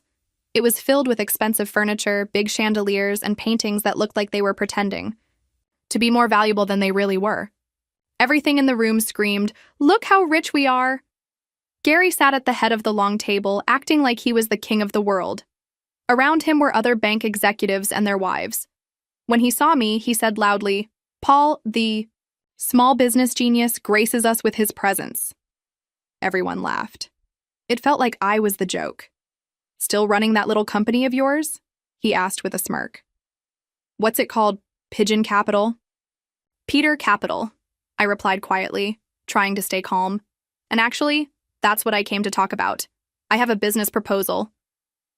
"Oh no, not another one," Gary interrupted, rolling his eyes. "Remember his last idea, honey? What was it? Affordable housing?" He laughed loudly. "As if anyone wants to invest in something like that." Emma gave a nervous little laugh and looked away. "Paul, maybe this isn't the right time," she said, but I didn't back down. "The proposal is strong," I said, setting up my laptop. I wasn't going to let the past or their opinions stop me. Tonight, I was going to speak up, and finally, I was ready to be heard. I stood up and began my pitch.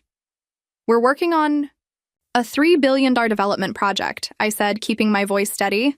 "It includes eco-friendly housing, stores, and community centers. We just need funding from Monarch Bank." Gary, my brother-in-law, was sipping wine when I said the number. He almost choked. "$3 billion?" he shouted, then burst out laughing. "Have you completely lost your mind?"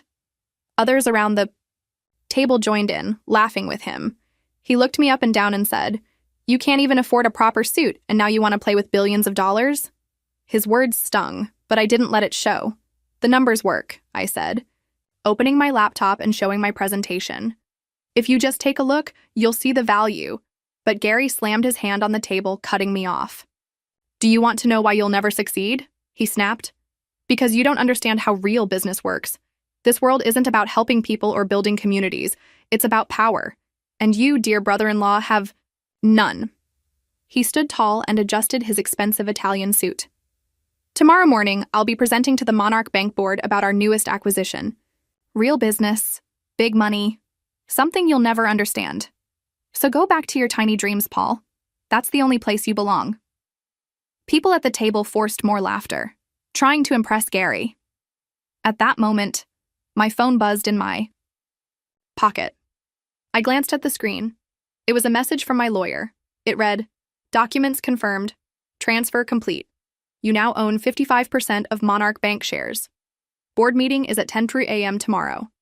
Ready to meet your new employees?" I looked up, slowly from my phone. Gary was still smiling, thinking he had won. I gave a small smile in return. Tomorrow would be very different.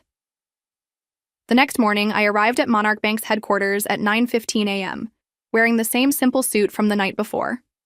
The security guard, who had turned me away many times before, blinked in surprise. When I walked in confidently, "Mr. Peter?" he asked.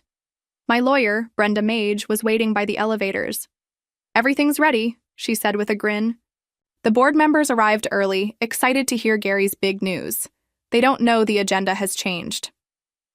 For the past 11 years, I had been quietly planning every move. While Gary and his rich friends laughed at my small investment firm, I was building something bigger. I used shell companies, silent partnerships, and smart deals. Piece by piece, I gained control of the bank they all worked for. Now, I was no longer just the quiet guy in the corner. I was their boss.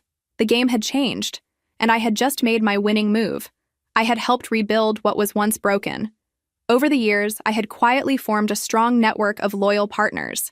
Together, we had created something powerful. With their support and combined resources, I was finally able to pull off the biggest move of my life, a complete takeover of Monarch Bank. As we rode the elevator to the top floor, I asked my lawyer, Brenda, "Does anyone suspect anything?" Arau shook her head confidently. "No. All the shares were bought through different companies, and no one saw the connection. Each business looked completely separate. Even our inside sources say Gary is feeling confident. He thinks today's meeting is just about announcing Monarch's takeover of Rivera Banking Group." I smiled. He didn't know the truth. I already owned Rivera Banking Group. The boardroom at the top of the building was huge and luxurious. The walls were covered in mahogany wood, the floors gleamed like marble, and tall windows stretched from floor to ceiling, offering a view of the entire city. Gary stood at the head of the long table, the same proud smile on his face from the night before. He didn't expect me there. "Paul? What are you doing here?" he asked, surprised. "This is a private board meeting." Before I could speak, Brenda stepped forward and placed a folder on the table. "Actually," she said, "Mr. Peter has every right to be here." Gary grabbed the folder and flipped through the papers. His face turned red, then pale. He stared at the ownership documents inside. "As of 8:30 this morning," I said calmly, taking a seat at the table, "Peter, Capital owns 51% of Monarch Bank's shares." The room exploded with noise. Board members stood up, whispering to each other, reaching for the documents. Shock spread across their faces.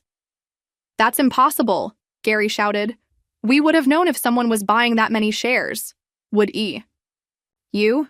I replied, turning on the large screen behind me. I displayed a chart showing a web of companies, partnerships, and purchases. Every line on the screen pointed back to one name, Peter Capital. "You were too busy looking down on small businesses to notice them joining together under one name." "My name," I said. "This is a trick," Gary stammered. "The Stevenson family has led this bank for generations. Until you started making risky decisions and pushing away smaller clients," I said. "You thought they had nowhere else to go. But they came to me, Gary.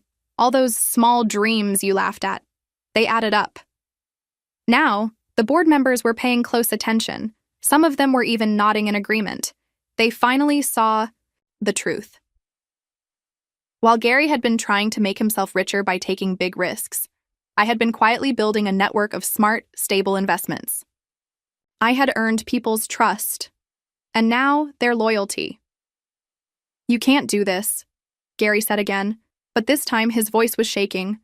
"Oh," I said, "I already did." He leaned in and whispered, "Emma? She's your sister?" "Yes," I replied firmly, "and maybe now she'll finally remember what that means." I stood up tall and adjusted my simple suit.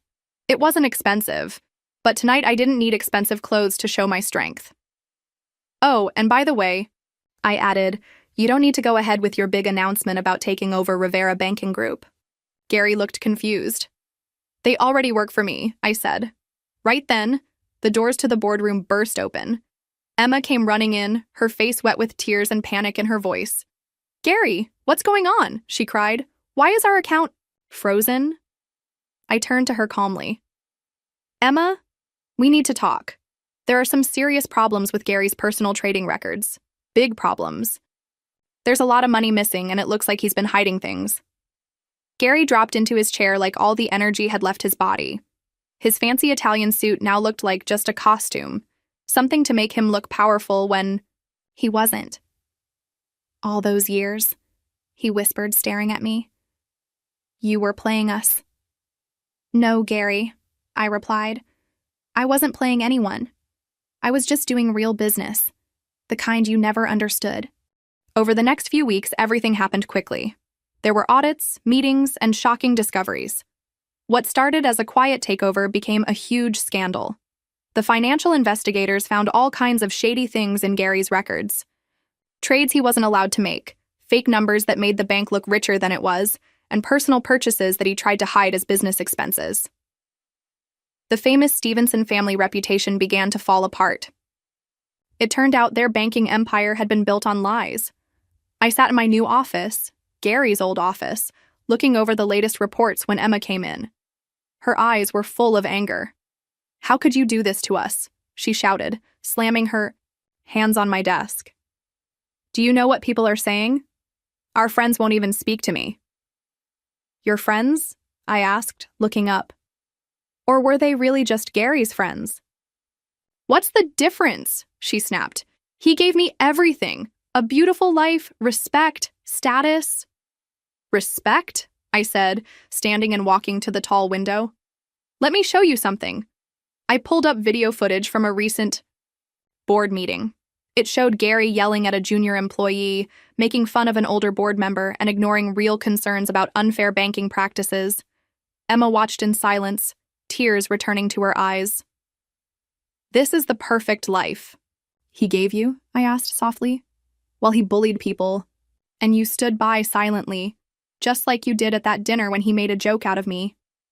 I didn't know what else to do, she whispered. After he paid for Mom's medical bills? I nodded. You had your reasons, but now you have a choice. I paid those bills, I said, cutting her off. I used one of my companies to do it. Gary just took the credit. You can check the records. Emma's mouth fell open. She slowly sat down in a chair, her expensive handbag slipping from her shoulder and falling to the floor. Why didn't you ever tell me? She asked softly. Would you have believed me? I asked back. I was just your brother with the small dreams, remember? Just then, the intercom buzzed. My assistant's voice came through. Mr. Peter, the FBI agents are here to speak about Mr. Stevenson's trading violations. Emma's head shot up, panic in her eyes. The FBI? Paul, please? He's still my husband. And you're still my sister, I said gently. I moved to sit beside her. That's why I arranged for something. If Gary agrees to cooperate, he won't go to jail. He'll pay fines and lose his position, but he won't be in handcuffs. Emma's eyes filled with tears. Why would you do that? She asked. Why show him kindness after everything he did to you? I opened a drawer in my desk and handed her a framed photo. It was an old picture of us as kids. In it, she was standing up to a group of bullies who were picking on me, her nerdy big brother. Because a long time ago, I said quietly, you taught me that being strong isn't about power. It's about how you use it. Emma stared at the photo and began to cry. As she cried softly, my phone buzzed again. A message popped up. Gary has agreed to resign. He'll sign over his remaining shares today. The Stevenson banking name was finished. But maybe, just maybe, Emma and I could start to heal what had been broken between us. 1 year later, the name on the building had changed. It now read, Peter, and Partners Financial Group. Monarch Bank had merged with my other companies. The fancy marble floors and wooden walls were still there, but everything else was different. Now, junior employees walked the halls with confidence. They were respected. The boardroom was regularly filled with small business owners and community leaders, people whose voices mattered now. It wasn't just about money anymore. It was about making a difference. I was reading over a new plan for a microloan program when my assistant walked in. Mr. Peter, she said, you have an unexpected visitor. It's Gary. I looked up. Gary stepped in slowly. He looked like a different man. The proud, flashy air was gone. He wore a plain suit, the kind you get at a department store. His shoulders were lower. His voice was softer. "Paul," he said with a small nod, I came to sign the final divorce papers. Emma told me you'd have them." I stood up and walked over to him. "She's doing better now," I said. He nodded again. "I'm glad. We weren't friends. We might never be. But this time, we both understood what respect truly meant." I nodded and gestured for him to sit. Gary looked around the office quietly before speaking. "You're moving to New York?" I asked. He gave a small, uncertain smile. "Yeah, a tiny consulting firm. Very small. Funny, isn't it? I used to laugh at your dreams, call them small. Turns out they weren't so small after all." "No," I said. "They weren't." He placed a folder on my desk. Inside were the final documents, his last remaining shares in Monarch Bank, officially signed over as part of his divorce from Emma. "You know what the worst part is?" he asked softly. "It's not losing the money or the reputation. It's realizing I had the chance to be part of something real, something meaningful. Your plan for honest banking, helping local businesses, building up communities, I could have helped. I could have stood with you instead of against you." "Yes," I said quietly. "You could have." He sighed and looked down. "Emma's happier now. I can see it when we talk to the lawyers.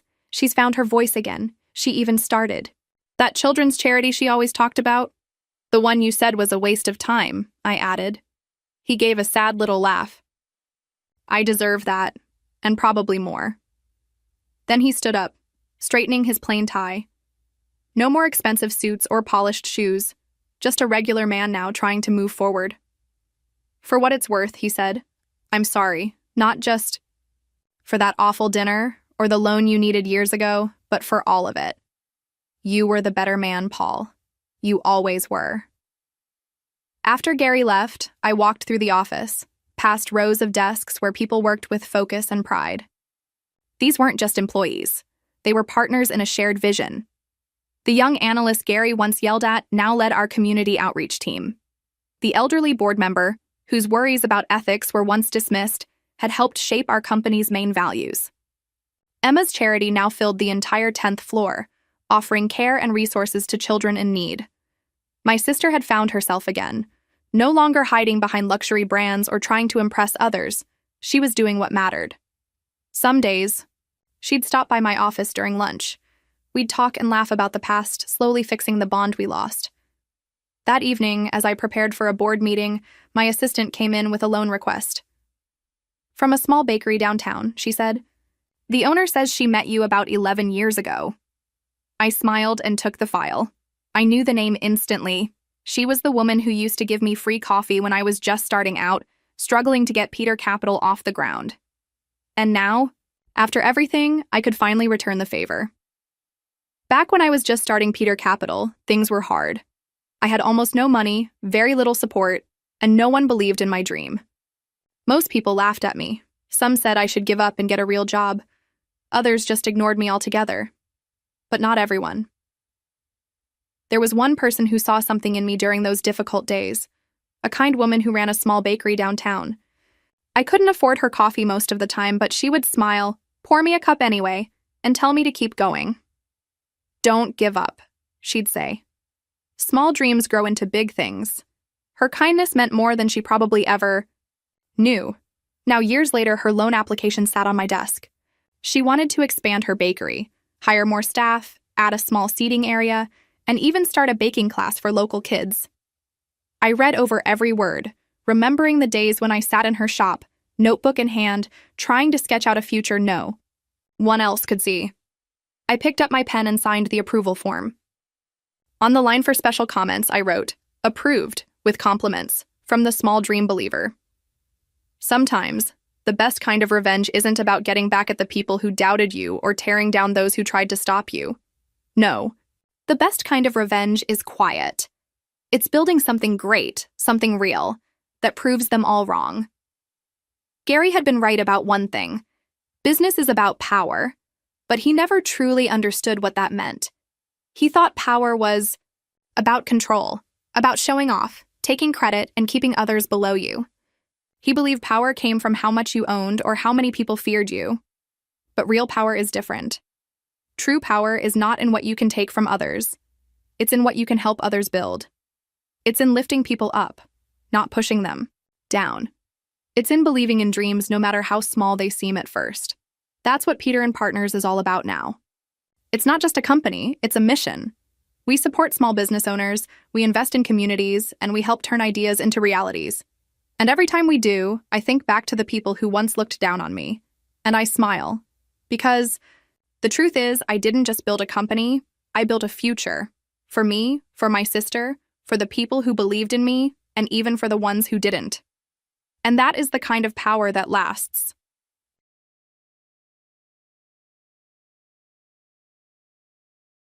I looked at myself in the mirror, adjusting my plain black dress.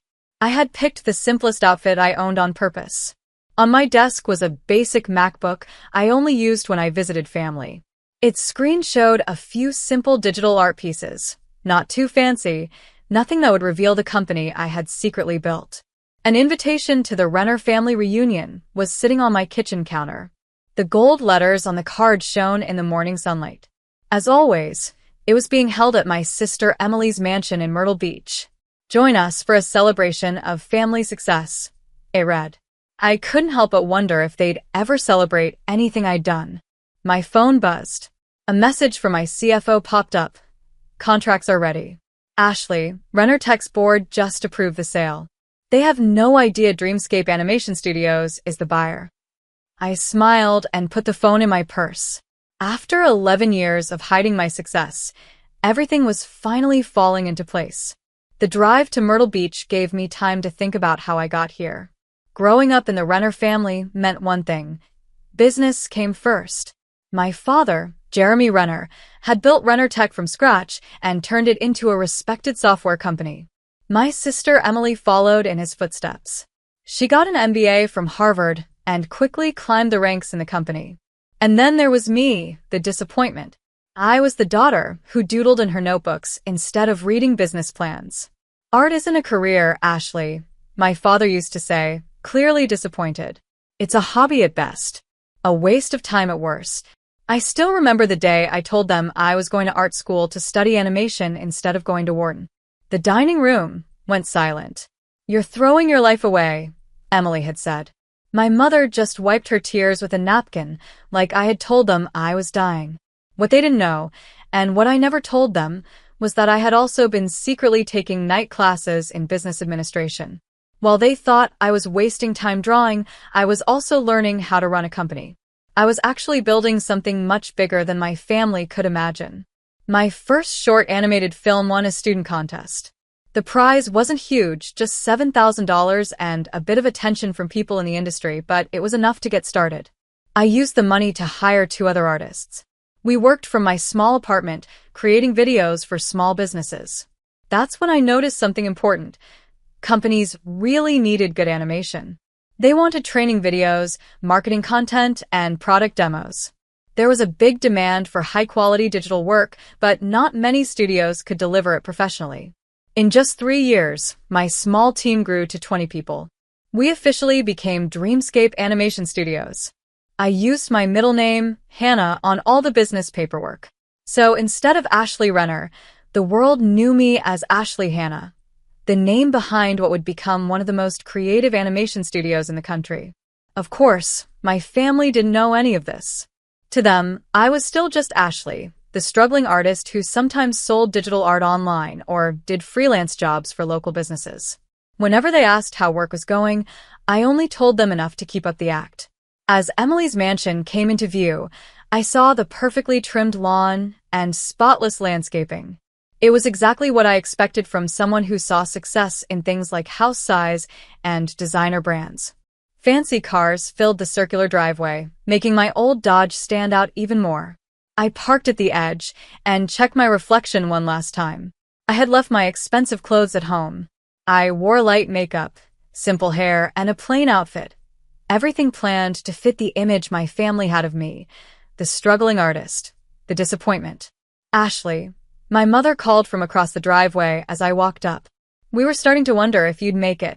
I gave her the usual air kiss. Her eyes quickly looked over my outfit, probably guessing the price and finding it nicely unimpressive. Traffic, I said, following her into the house. And I had to finish a commission. Oh, Someone actually paid for your drawings? She asked. The pause before the word drawings was small but clear, meant to remind me she didn't think much of my work.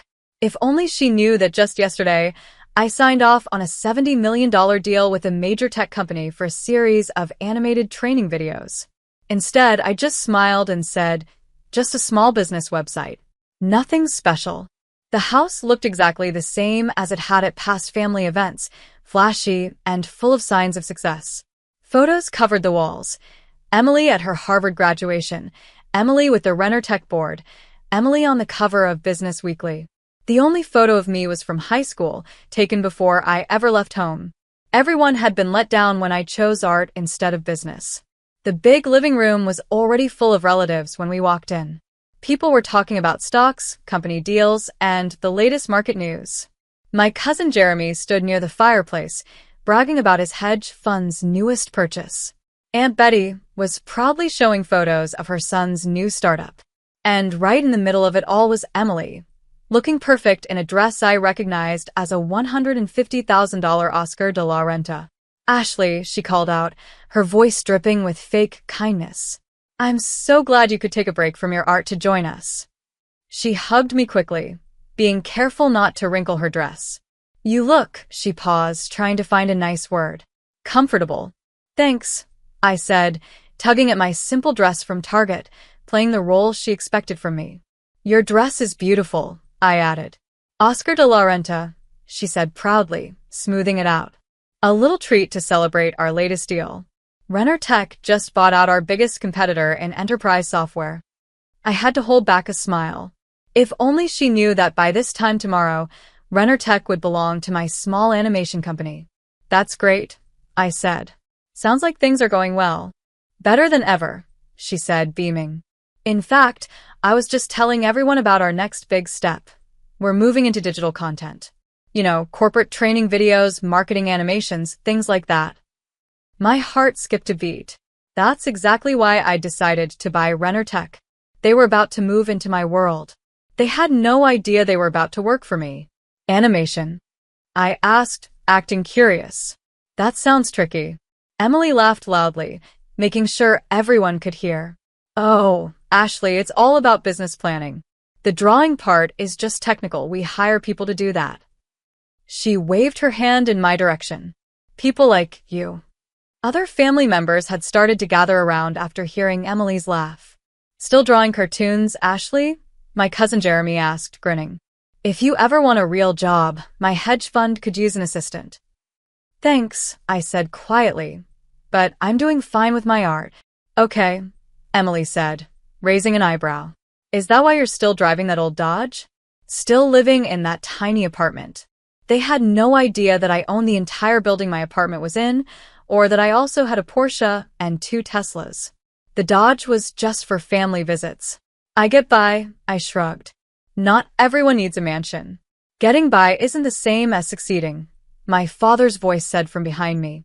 I turned and saw him watching me with that same disappointed look he'd always had.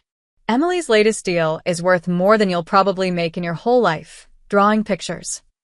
I felt a quick burst of anger, but I pushed it down. In less than a day, they'd all see how wrong they were.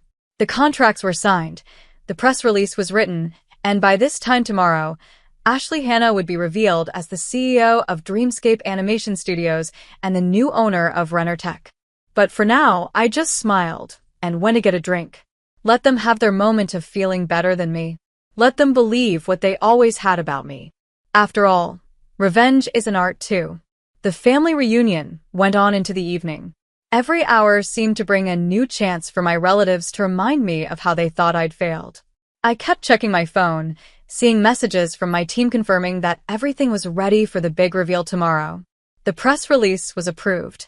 The Austin Times had the exclusive. The board's transition papers were all set. I was standing by the big windows, watching the sunset over Emily's perfectly manicured garden when my father walked up. He had a glass of his favorite scotch, the same brand I kept in my office, although he didn't know that. "Ashley," he said, his voice still carrying that usual disappointed tone, "your mother and I have been talking." I braced myself. These talks never went well. "Emily's new digital content division is going to need artists," he continued. "Basic stuff. Nothing too creative, but it'll be steady work. Benefits. A real salary." He said real, like what I did wasn't real work. "She's willing to give you a chance, despite your lack of business experience." I took a sip of my champagne to hide the smile I wanted to show. If only he knew that my company made almost 4 times more money in digital services than Renner Tech. "Thanks, Dad, but I'm okay with my freelance work." He sighed heavily. "Ashley, you're 33 years old. Don't you think it's time to stop playing around with drawings and join the real world? Look at your sister. She's made something of herself." Through the window, I could see Emily surrounded by the family, probably telling them another story of her business successes. She was always good at making sure everyone knew how successful she was. "I know you think art is just playing around," I said carefully, "but there's more to it than you realize." "Is there?" He waved at my simple dress and plain look, because from where I stand, all I see is wasted potential. You could have gone to Wharton. You could have been part of Renner Tech's legacy. Instead, you threw it all away for what? Digital doodles. His words stung even after all these years. Even though I knew what I knew, I almost told him everything. I opened my mouth to speak, but then my phone buzzed. A message from my COO lit up the screen. Renner Tech board members all confirmed for tomorrow's 10 a.m. meeting. They have no idea what's coming. I closed my mouth. I could wait. Just 13 more hours. Actually, I could wait a lifetime. "What?" my father asked. "Nothing," I said. "You're right. I made my choices." He shook his head and walked away. I stood there, watching the last bit of sunlight fade behind the trees. Across the room, I heard Emily laughing. "Ashley's always been different," she was telling Aunt Betty. "Some people just aren't made for real success. At least she's finally accepting the help we're offering." I glanced at my watch. 8:15 p.m. In less than 15 hours, everything would change. The rest of the night blurred together, a mix of fake smiles, polite insults, and offers of help. Cousin Jeremy offered to teach me the basics of accounting. Aunt Betty suggested her daughter help me build a real website for my little art business. Even my mom quietly showed me job listings for graphic design roles at local companies. Through it all, I stayed calm. I smiled. I acted like the struggling artist they all thought I was. But inside, I was just counting down the minutes. Finally, as the night ended, Emily caught me near the coat check. "I hope you'll think seriously about Dad's offer," she said, pretending to be concerned. "The job wouldn't be too hard. Just some simple drawings, corporate slides, training manuals, stuff like that. We'd start you with a beginner salary, of course. But that's still better than what you're making now." I thought about my penthouse office looking over Barrow Nature Preserve Park, about the 200-plus artists and animators working for me, about the big project we were launching, one that would change the future of animation. "I'll think about it," I said. "Don't take too long," she warned. "Once we announce our new digital content division next week, we'll get tons of qualified applicants. I'm only offering this because you're family." I nodded and took my coat from the attendant. "Speaking of announcements," I asked, "will you be at the office tomorrow?" "Of course," she said proudly. 10 a.m. sharp. "We have a big meeting with a mystery buyer. Some animation studio wants to partner with us." She gave a smug smile. "See what happens when you aim higher than just drawing pictures?" "Good luck with the meeting," I said, turning to leave. "Ashley," she called after me, "that outfit you're wearing, if you take the job, you'll need to dress more professionally. Appearance matters in the business world." I looked down at my simple dress, then thought about the closet full of designer clothes waiting at home. "I'll keep that in mind," I said. And then I drove home. I finally let myself feel the full weight of what was about to happen. 11 years of hiding my success, of letting my family think I was a failure, had all led to this moment. Back in my penthouse, I took off the struggling artist costume and changed into my silk pajamas, the ones that cost more than Emily's fancy Oscar de la Renta dress. My real laptop, not the one I brought to family events, was open on my desk. On the screen were the final documents for the Renner Tech acquisition. A message popped up from my assistant. Everything's ready for tomorrow. Carl pick you up at 8 a.m. The Renner Tech board still doesn't know you'll be there. I poured myself a glass of scotch, the same kind my father was drinking earlier, and stepped out onto the terrace. Below me, the city sparkled like a sea of electric stars.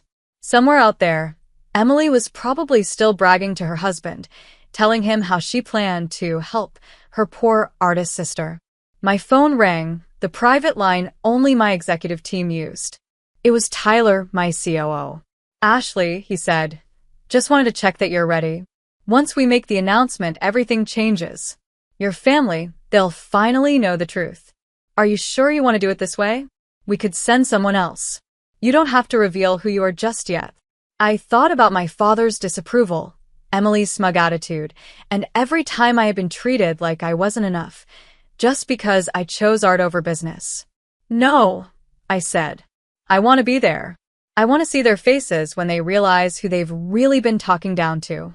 After I hung up, I stayed out on the terrace for a while, thinking about the long road that had brought me here. Every rude comment, every fake smile, every family party where I stayed silent, it had all built up to this. Tomorrow, they would finally see that the daughter they thought had failed had actually created something bigger than they ever dreamed. Tomorrow, they would understand that success doesn't always look the way they expect. Tomorrow, Ashley, the struggling artist, would be revealed as Ashley Hanna, CEO of Dreamscape Animation Studios and the new owner of Renner Tech. I smiled and raised my glass to the glowing city below. The art of staying hidden was over. Now came the masterpiece, the big reveal. The next morning, the Renner Tech boardroom looked just like I remembered from childhood visits. Dark wood, leather chairs, and the proud look of old money. I stood in the private elevator, dressed in a custom Chanel suit that cost more than 7 months of the entry-level job Emily had offered me. "Ready, Miss Hannah?" Tyler asked, standing beside me. We had been through it all together since the days when Dreamscape was just 4 people working in my apartment. I looked at my reflection in the mirrored elevator walls. The image of the struggling artist was gone. Today, I looked exactly like what I truly was, a confident CEO. "Ready," I said, just as the elevator doors opened onto the executive floor. Inside the boardroom, Emily was already talking excitedly to the board members. My father sat at the head of the table, looking powerful in his tailored suit. Neither of them noticed me at first. They were too busy discussing their future plans. Plans that were about to change completely. "The Dreamscape team should arrive any minute," Emily was saying. "Once we sign this deal, Renner Tech will lead the digital content market." "Actually," I said, stepping into the room, "there's been a slight change of plans." The room went quiet. Emily's mouth dropped open. For once, she looked completely shocked. "Ashley," my father said, standing up. He looked confused. "What are you doing here? This is a private board meeting." I smiled and set my briefcase on the table. "I know exactly what this meeting is. In fact, I'm the one who called it." "This is ridiculous," Emily snapped, finding her voice. "Security." "That won't be necessary," Tyler said calmly, stepping into the room beside me. "Miss Hannah has every right to be here." "Hannah." Emily frowned. "Her name is Renner." "Actually," I said as I opened my briefcase and handed out documents, "Ashley Hanna is my professional name. It's the name I used to build Dreamscape Animation Studios from the ground up. And it's the name you're all about to hear a lot more often." My father's face went pale as he looked at the papers in front of him, contracts, signed agreements, and a press release ready to go live. This can't be real," he whispered. "Oh, but it is," I said, sitting down at the opposite end of the table. "Let me tell you a story about a girl who loved both art and business, who took night classes in business while going to art school, who saw a gap in the market for high-quality corporate animation, and who built a company that now earns over $300 million a year. Emily grabbed the documents, flipping through them with shaking hands. You're Ashley Hannah? She asked. The CEO of Dreamscape? That's right, I said. The company you've been trying to make a deal with? It's mine. Has been since I started it 11 years ago, right around the time you all decided I was ruining my life. But you're just an artist, she said, stumbling over the words. You live in a tiny apartment. You drive a Dodge. I laughed. I own the building where that apartment is. The Dodge is just the car I use for family visits. Would you have preferred I showed up in my Porsche? Or one of the Teslas? Just to give you something else to judge. I couldn't ignore the look on my father's face. He was still staring at the documents, especially the page showing Dreamscape's current market value. All this time, he said quietly. Yes, I replied. All those family gatherings where you made fun of my career. All the times you offered help like I couldn't make it on my own. Every time you compared me to Emily's so-called real success, I was building something bigger than Renner Tech ever dreamed of. Why? Emily demanded. Why hide it? Why let us think you were failing? Because you never would have accepted it, I said, cutting her off. You would have tried to take it over. You'd make it part of the Renner Tech empire. You would have turned my company into just another division. I had to build this on my own terms. I stood up and smoothed out my tailored suit. And now, as of 10 a.m. this morning, Dreamscape Animation Studios officially owns Renner Tech. We'll be restructuring the company. We're moving toward innovation, not just tradition. I looked at her calmly. Emily, your role as CEO is being removed, but you're welcome to apply for a position in our creative department. I turned to my father, and you'll be moved into an advisory role until your retirement next month. The room went completely silent. Even the board members, who usually agreed with whatever my father said, just stared, speechless. You can't do this, Emily finally whispered. Actually, I already did, I said. The board approved the sale last week. They just didn't know who the buyer was. Now the contracts are signed and the press release is going out. I glanced at my watch. In about 15 minutes. Right on time, my phone buzzed. The Austin Times headline lit up the screen. Art meets tech. Dreamscape Animation Studios acquires Renner Tech in surprise deal. CEO Ashley Hannah shares vision for digital innovation. I turned the screen so they could see. Oh, and Emily, I added, about that entry-level job you offered me yesterday. I'll have to turn it down. I'm a little overqualified. The next hour passed in a blur. The board signed the transition papers. My father sat quietly, still trying to process it all. The chair he had led from for so many years was no longer his. As the board members left the room, only my family remained. Emily finally spoke, her voice flat. All these years, you let us think you were struggling. You let us feel sorry for you. No, I said. You chose to see me that way. You chose to believe I was a failure. You never even thought I might be something more. My father stood slowly, looking older than I'd ever seen him. Ashley, Save it, I said, gently but firmly. This wasn't about revenge. I did this because it made sense. Dreamscape needs Renner Tech's resources to grow. And Renner Tech needs our innovation to survive in today's world. I gathered my things and got ready to leave. There's a family dinner tonight at River City Grill to officially announce the merger, I said. I hope you'll both be there. They nodded without saying anything. Good. Oh, and Emily, I added as I reached the door. Make sure to dress professionally. You know, appearance matters in the business world. The ride back to my office was quiet.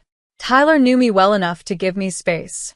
He didn't say anything until we were back at my penthouse office overlooking the city. Feel good, he asked. I looked out the window, thinking about everything that had led to this moment. It feels right, I said. Like finishing a painting I've been working on for 11 years. My phone was full of messages. Relatives who had just seen the news. People who had once dismissed me as the struggling artist, now realizing I was one of the most successful CEOs in digital media. Cousin Jeremy, the one who offered to teach me basic accounting, had already sent 4 messages, asking if we could talk about potential synergies with his hedge fund. Aunt Betty, who said her daughter could build me a real website, was calling over and over. Even my mother had texted, "Why didn't you tell us?" I didn't reply to any of them. They'd all have a chance to talk at dinner tonight. Instead, I opened my laptop and got to work on the speech I'd give to the Renner Tech employees tomorrow. They needed to know that while leadership was changing, their jobs were safe, if they were willing to embrace creativity and innovation.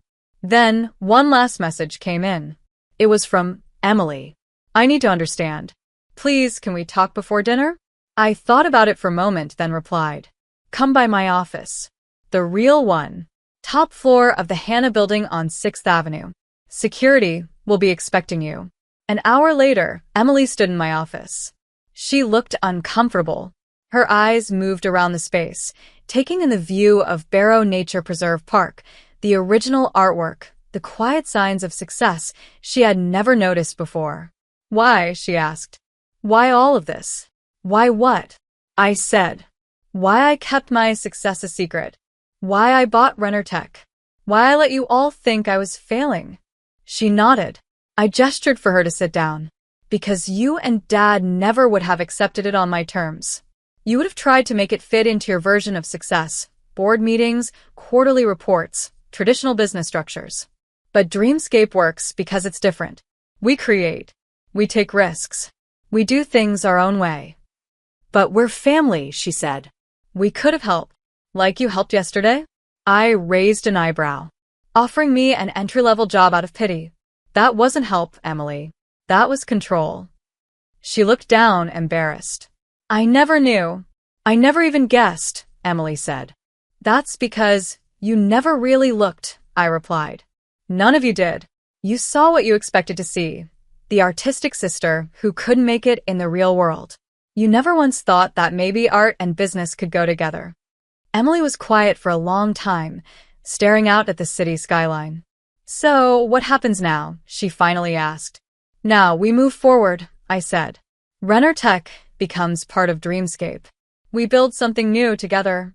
If you're open to learning and growing, there could be a place for you here." "But not as CEO," she said. "No," I replied. "Not anymore."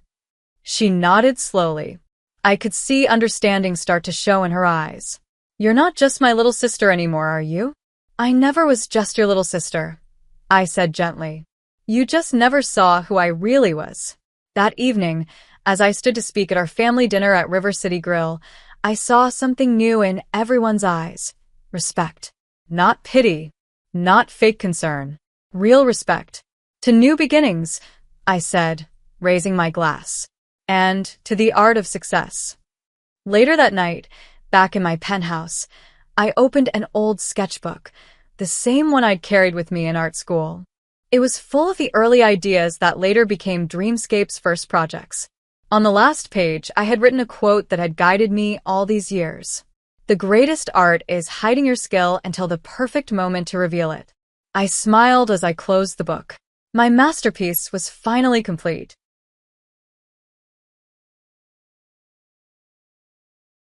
My husband was always kind to everyone. He treated people with respect and warmth, no matter who they were. My parents liked him a lot, and they often said I was lucky to have him. I also have a sister. She's always been very focused on her career and didn't have much time for family or social events. Even though she was busy most of the time, my husband and she got along well.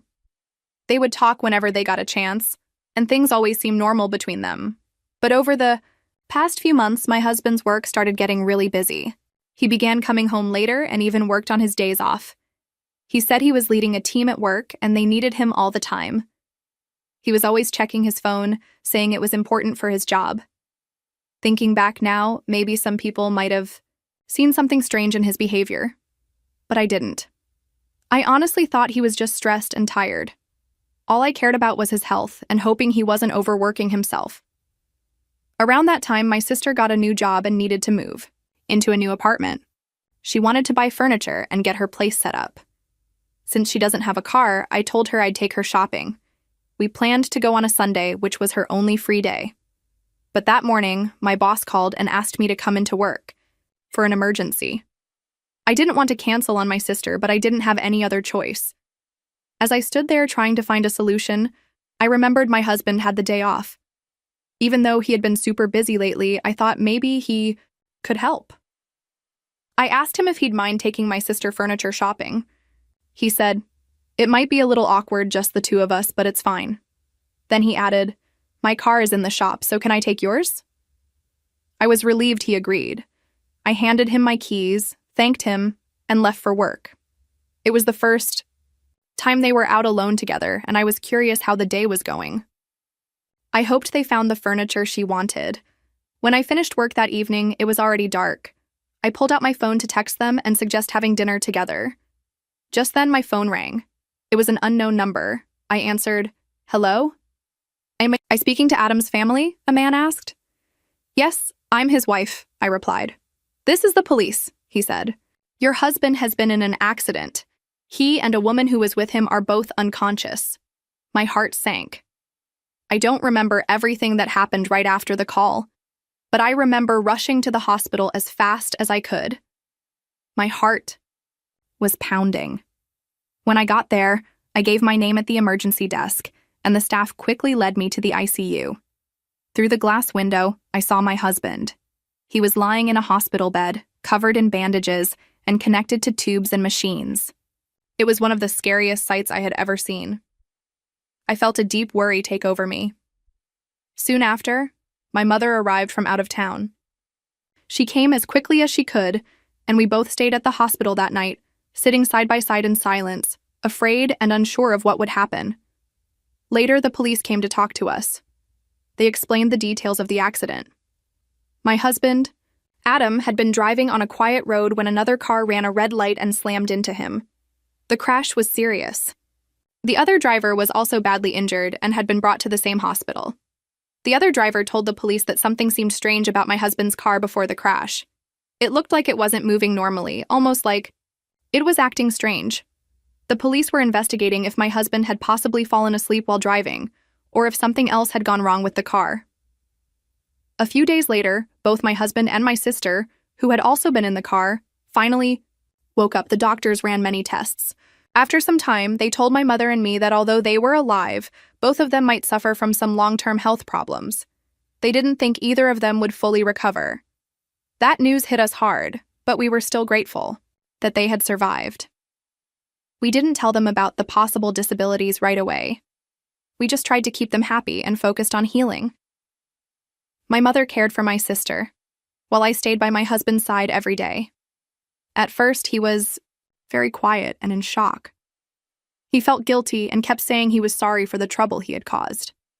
But after a while, his mood began to change. He became frustrated and angry, especially when his leg wouldn't move properly. He didn't like the hospital treatments and hated that he had to leave his job. It was hard to watch him struggle with everything. Still, I visited him every day. I knew he needed me. Then one day, a police detective came to speak with me. He had found out something new about the accident. The problem wasn't my husband. It turned out there was a leak in the brake fluid of our car, which might have caused the car to stop working properly before the crash. Later, the woman who had hit our car was still in bad shape too. Her mother came to visit us at the hospital and said she was very sorry for what had happened. It was the first time we had heard from her. After I met her, everything started to go downhill. My husband became even angrier with me. He seemed upset that I could walk around freely while he was stuck in the hospital bed. He didn't like that I wasn't there with him all the time. But I had work, and I couldn't just stay in the hospital day and night. He began acting differently. He started telling me what to do like he was in charge of everything. If I didn't do exactly what he wanted, he'd get mad. Sometimes he would even throw things out of frustration. He constantly complained about the hospital room, the food, the noise, and even when I went out to buy lunch for myself. It didn't matter what I did, he always found something wrong. The more time passed, the more demanding he became. I felt sorry for him. I really did. He was in pain, and I understood he was scared and angry about his condition. But at the same time, I was also under a lot of pressure. I was working hard to support both of us. On top of that, I had to talk to the police, deal with hospital paperwork, and handle all the daily responsibilities by myself. I was completely exhausted and barely had time to sleep. It wasn't just me who felt overwhelmed. My sister looked stressed too, and my mother was constantly tired. I later heard from someone at the hospital that my sister had been giving my mom more and more work, even though mom wasn't feeling well and didn't have a job. Every time I couldn't be at the hospital, things seemed to get worse between them. Then one day, both my husband and sister got news from the doctors. Even after therapy, they might not fully recover. There was a chance they could be paralyzed for life. I was already feeling heartbroken about that. But then my sister turned to me and said something that completely shocked me. She said, "I heard your car was leaking brake fluid. That was your job to check, because you didn't take care of the car. I can't work anymore or even heal properly. Mom is so upset. And look at your husband. He's in terrible shape. This is all your fault. Now you have to take care of us for the rest of your life." Her words hit me like a slap. I didn't know what to say. I felt blamed, alone, and helpless. I called my mom, hoping for support. She quietly told me that my sister had been struggling with her mental health for a long time, and that she herself was too tired to keep going to the hospital.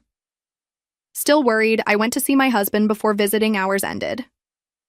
He was in the common room with my sister. The room was almost empty. He looked right at me and said coldly, "If you had just taken the car for inspection, none of this would have happened." I stood there, speechless. I didn't know how much more I could take. I've been married to my kind and caring husband for 2 years. We lived happily together and were very close. We had many dreams for the future, including having children someday. Life felt calm and safe, until everything changed. One day, something unexpected happened. My sister, who had also been in the accident with my husband, looked at me with a serious face and said, "You're the reason we're in this mess. The insurance will pay for some of it, but you'll have to take care of us for the rest of your life. Don't forget that." Hearing those words made something break inside me. I couldn't believe what she had just said. My mind was spinning. I looked at both of them and asked, "Since when have you become so close to my sister?" "What do you mean?" my husband asked back, pretending to be confused. "You don't even visit her often. And now suddenly she's staying here with us? Your mom said it was fine because neither of you can walk or leave the house, but that doesn't explain why you two are acting like a team," I said. My husband didn't answer me. My sister just stared at the floor, but she nodded when my husband said she'd be taken care of for the rest of their lives. It felt like they were both blaming me for everything. I was tired, stressed, and doing my best to hold things together. And now they expected me to take care of them forever without even asking how I was feeling? Trying to keep calm, I said sarcastically, "You two hadn't even spoken much before the accident? Now you're like best friends?" My husband ignored that and went back to his complaints. My sister stayed silent, agreeing with him on everything.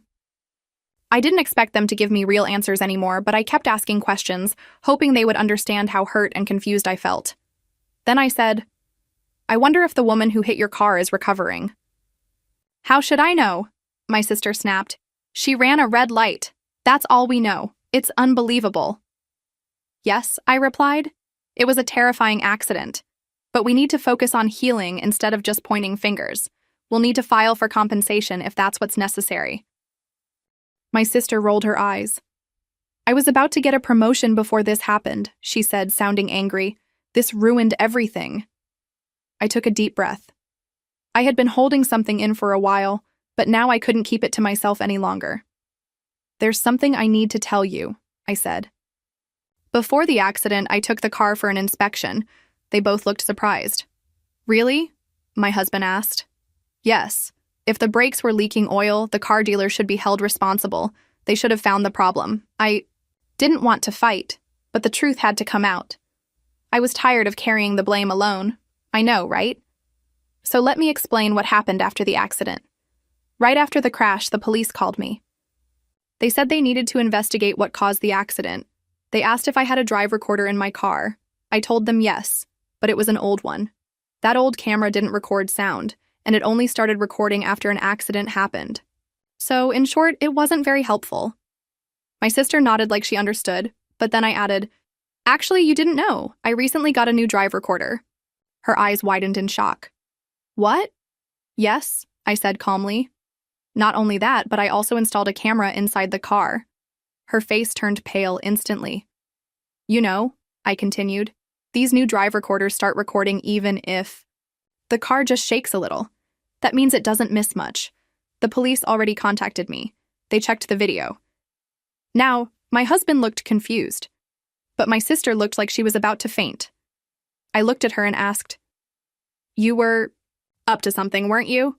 She stammered. "What do you mean?" "Did you do something to the car?" I asked sharply. Then I turned to my husband. "And why do you talk to my sister like she's your girlfriend?" He didn't say a word. Earlier, I had told them that the camera starts recording with even a small movement. So, as you can guess, many private moments inside the car were recorded, moments I never expected to see. The police even asked me, a bit awkwardly, if the woman in the car with my husband was my sister. That's how I found out. My face turned red with embarrassment, but my husband's face turned white with guilt. "So, the two of you have been having an affair this whole time?" I said, my voice shaking. I had no idea. I truly believed. "Both of you." My husband panicked and suddenly tried to blame my sister. "Rachel isn't the only one responsible," he said quickly. Just then, there was a knock at the door. It was the mother of the woman who had crashed into my car. I had asked her to come to the hospital. I looked at my sister and asked, "Don't you have anything to say to her?" My sister stared at the woman, shocked. "Who is this?" she asked. "She's the mother of the woman who hit your car," I said calmly. "She's the one who should be paying for everything. Her daughter made a mistake. But you, both of you, have been hiding something even worse." The woman stood quietly, tears in her eyes. My husband looked away, suddenly silent. "She's the mother of Helen," I added softly. "The woman who caused the accident, and the woman your lies nearly turned into a villain." Now the truth was out, and they had nothing left to hide behind. I'm sure you already know who she is. When I said her name, my husband's face turned completely pale and my sister started to panic. "What? What's going on?" my sister stammered. "Do you know the woman who was driving the car? So she knew it was your car and still crashed into it? Who is she?" My husband didn't say a word. He looked like he didn't know how to explain anything. So I decided to speak instead. "She was having an affair with Adam," I said, looking directly at my sister. "He promised her he'd divorce me, but he never did. Then she said she was pregnant, and Adam told her to get an abortion. After that, he stopped talking to her. She couldn't reach him. She was angry and wanted revenge, but not on him. On me." My sister gasped. "Wait. Does that mean we were just in the wrong place at the wrong time?" she said, groaning in disbelief. "I can't believe I let this destroy my life." I looked at her and replied calmly but firmly, "The truth is, no matter how upset you are, crying and yelling won't change anything now." Then I took a deep breath and let everything out. So this didn't happen to just any innocent person. It was personal. Helen was trying to hurt me by messing with my car's brake oil. She wanted to scare or harm me, but she ended up crashing with you two in the car instead. I'm the real victim here. And yet, while you were in the hospital, instead of saying sorry or explaining anything, you blamed me. You treated me like I was the one who caused the accident. My voice started to shake with emotion, but I didn't stop. I might have been willing to forgive you both, if you had just told me the truth and showed even a little bit of regret. But you didn't. You made me feel small. You made me feel like I had to carry all the guilt. Then I paused for a moment before delivering the final truth. Remember those divorce papers we signed right after we got married, just in case? I never thought I'd actually use them. But today, I did. I filed for divorce. It's done. We're no longer married. Goodbye. After saying everything I had held inside for so long, I turned and left the quiet, dark hospital room. As I walked away, I finally felt a sense of peace. I had spoken my truth. My mother, though, was deeply shocked by everything she had just heard. She was heartbroken, not only because of my sister's betrayal, but also because she now had to take care of her injured daughter alone. She never imagined her family would come to this, but the truth had to come out. And I was finally free. I had completely cut ties with both Adam and my sister Rachel. I knew I couldn't just leave everything to my mother. She was already tired and stressed, trying to manage everything on her own. So, I decided to speak to the woman who had caused the car accident. I apologized for the situation and asked her kindly if she could offer some compensation to help my sister. I hoped this would take some pressure off my mother's shoulders. Now, 1 year have passed. Adam and I are officially divorced, and I live by myself. Our divorce shocked my coworkers. They had always thought we were a close and happy couple. After the news spread, many of my male colleagues began talking to me more and asking for advice. At first, I thought it was just a phase where some men find divorced women more interesting or mature. But in my heart, I was still not over Adam. I couldn't bring myself to start a new relationship. I just wasn't ready. Instead of focusing on dating, I put all my energy into my career. I studied hard and took a difficult certification exam. I also enrolled in an online business school that I could attend in the evenings after work. I never imagined I'd take this path. Back when I was married, I had no interest in building a career like my sister had.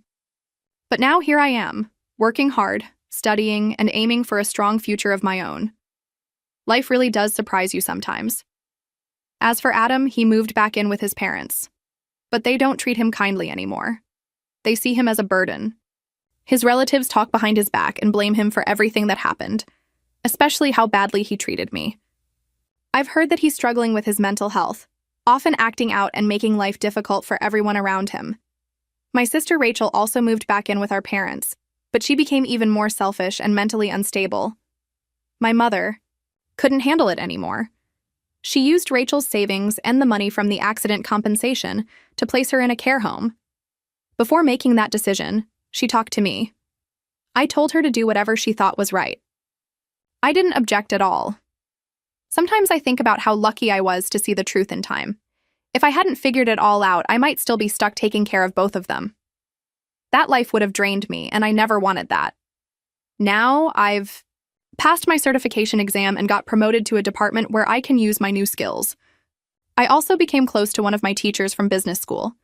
And now, we're getting married. He's not only kind to everyone, but he's incredibly kind to me. When I come home late from work, he cooks dinner and waits for me. These little things bring me so much joy. I finally feel at peace and happy with the life I've built.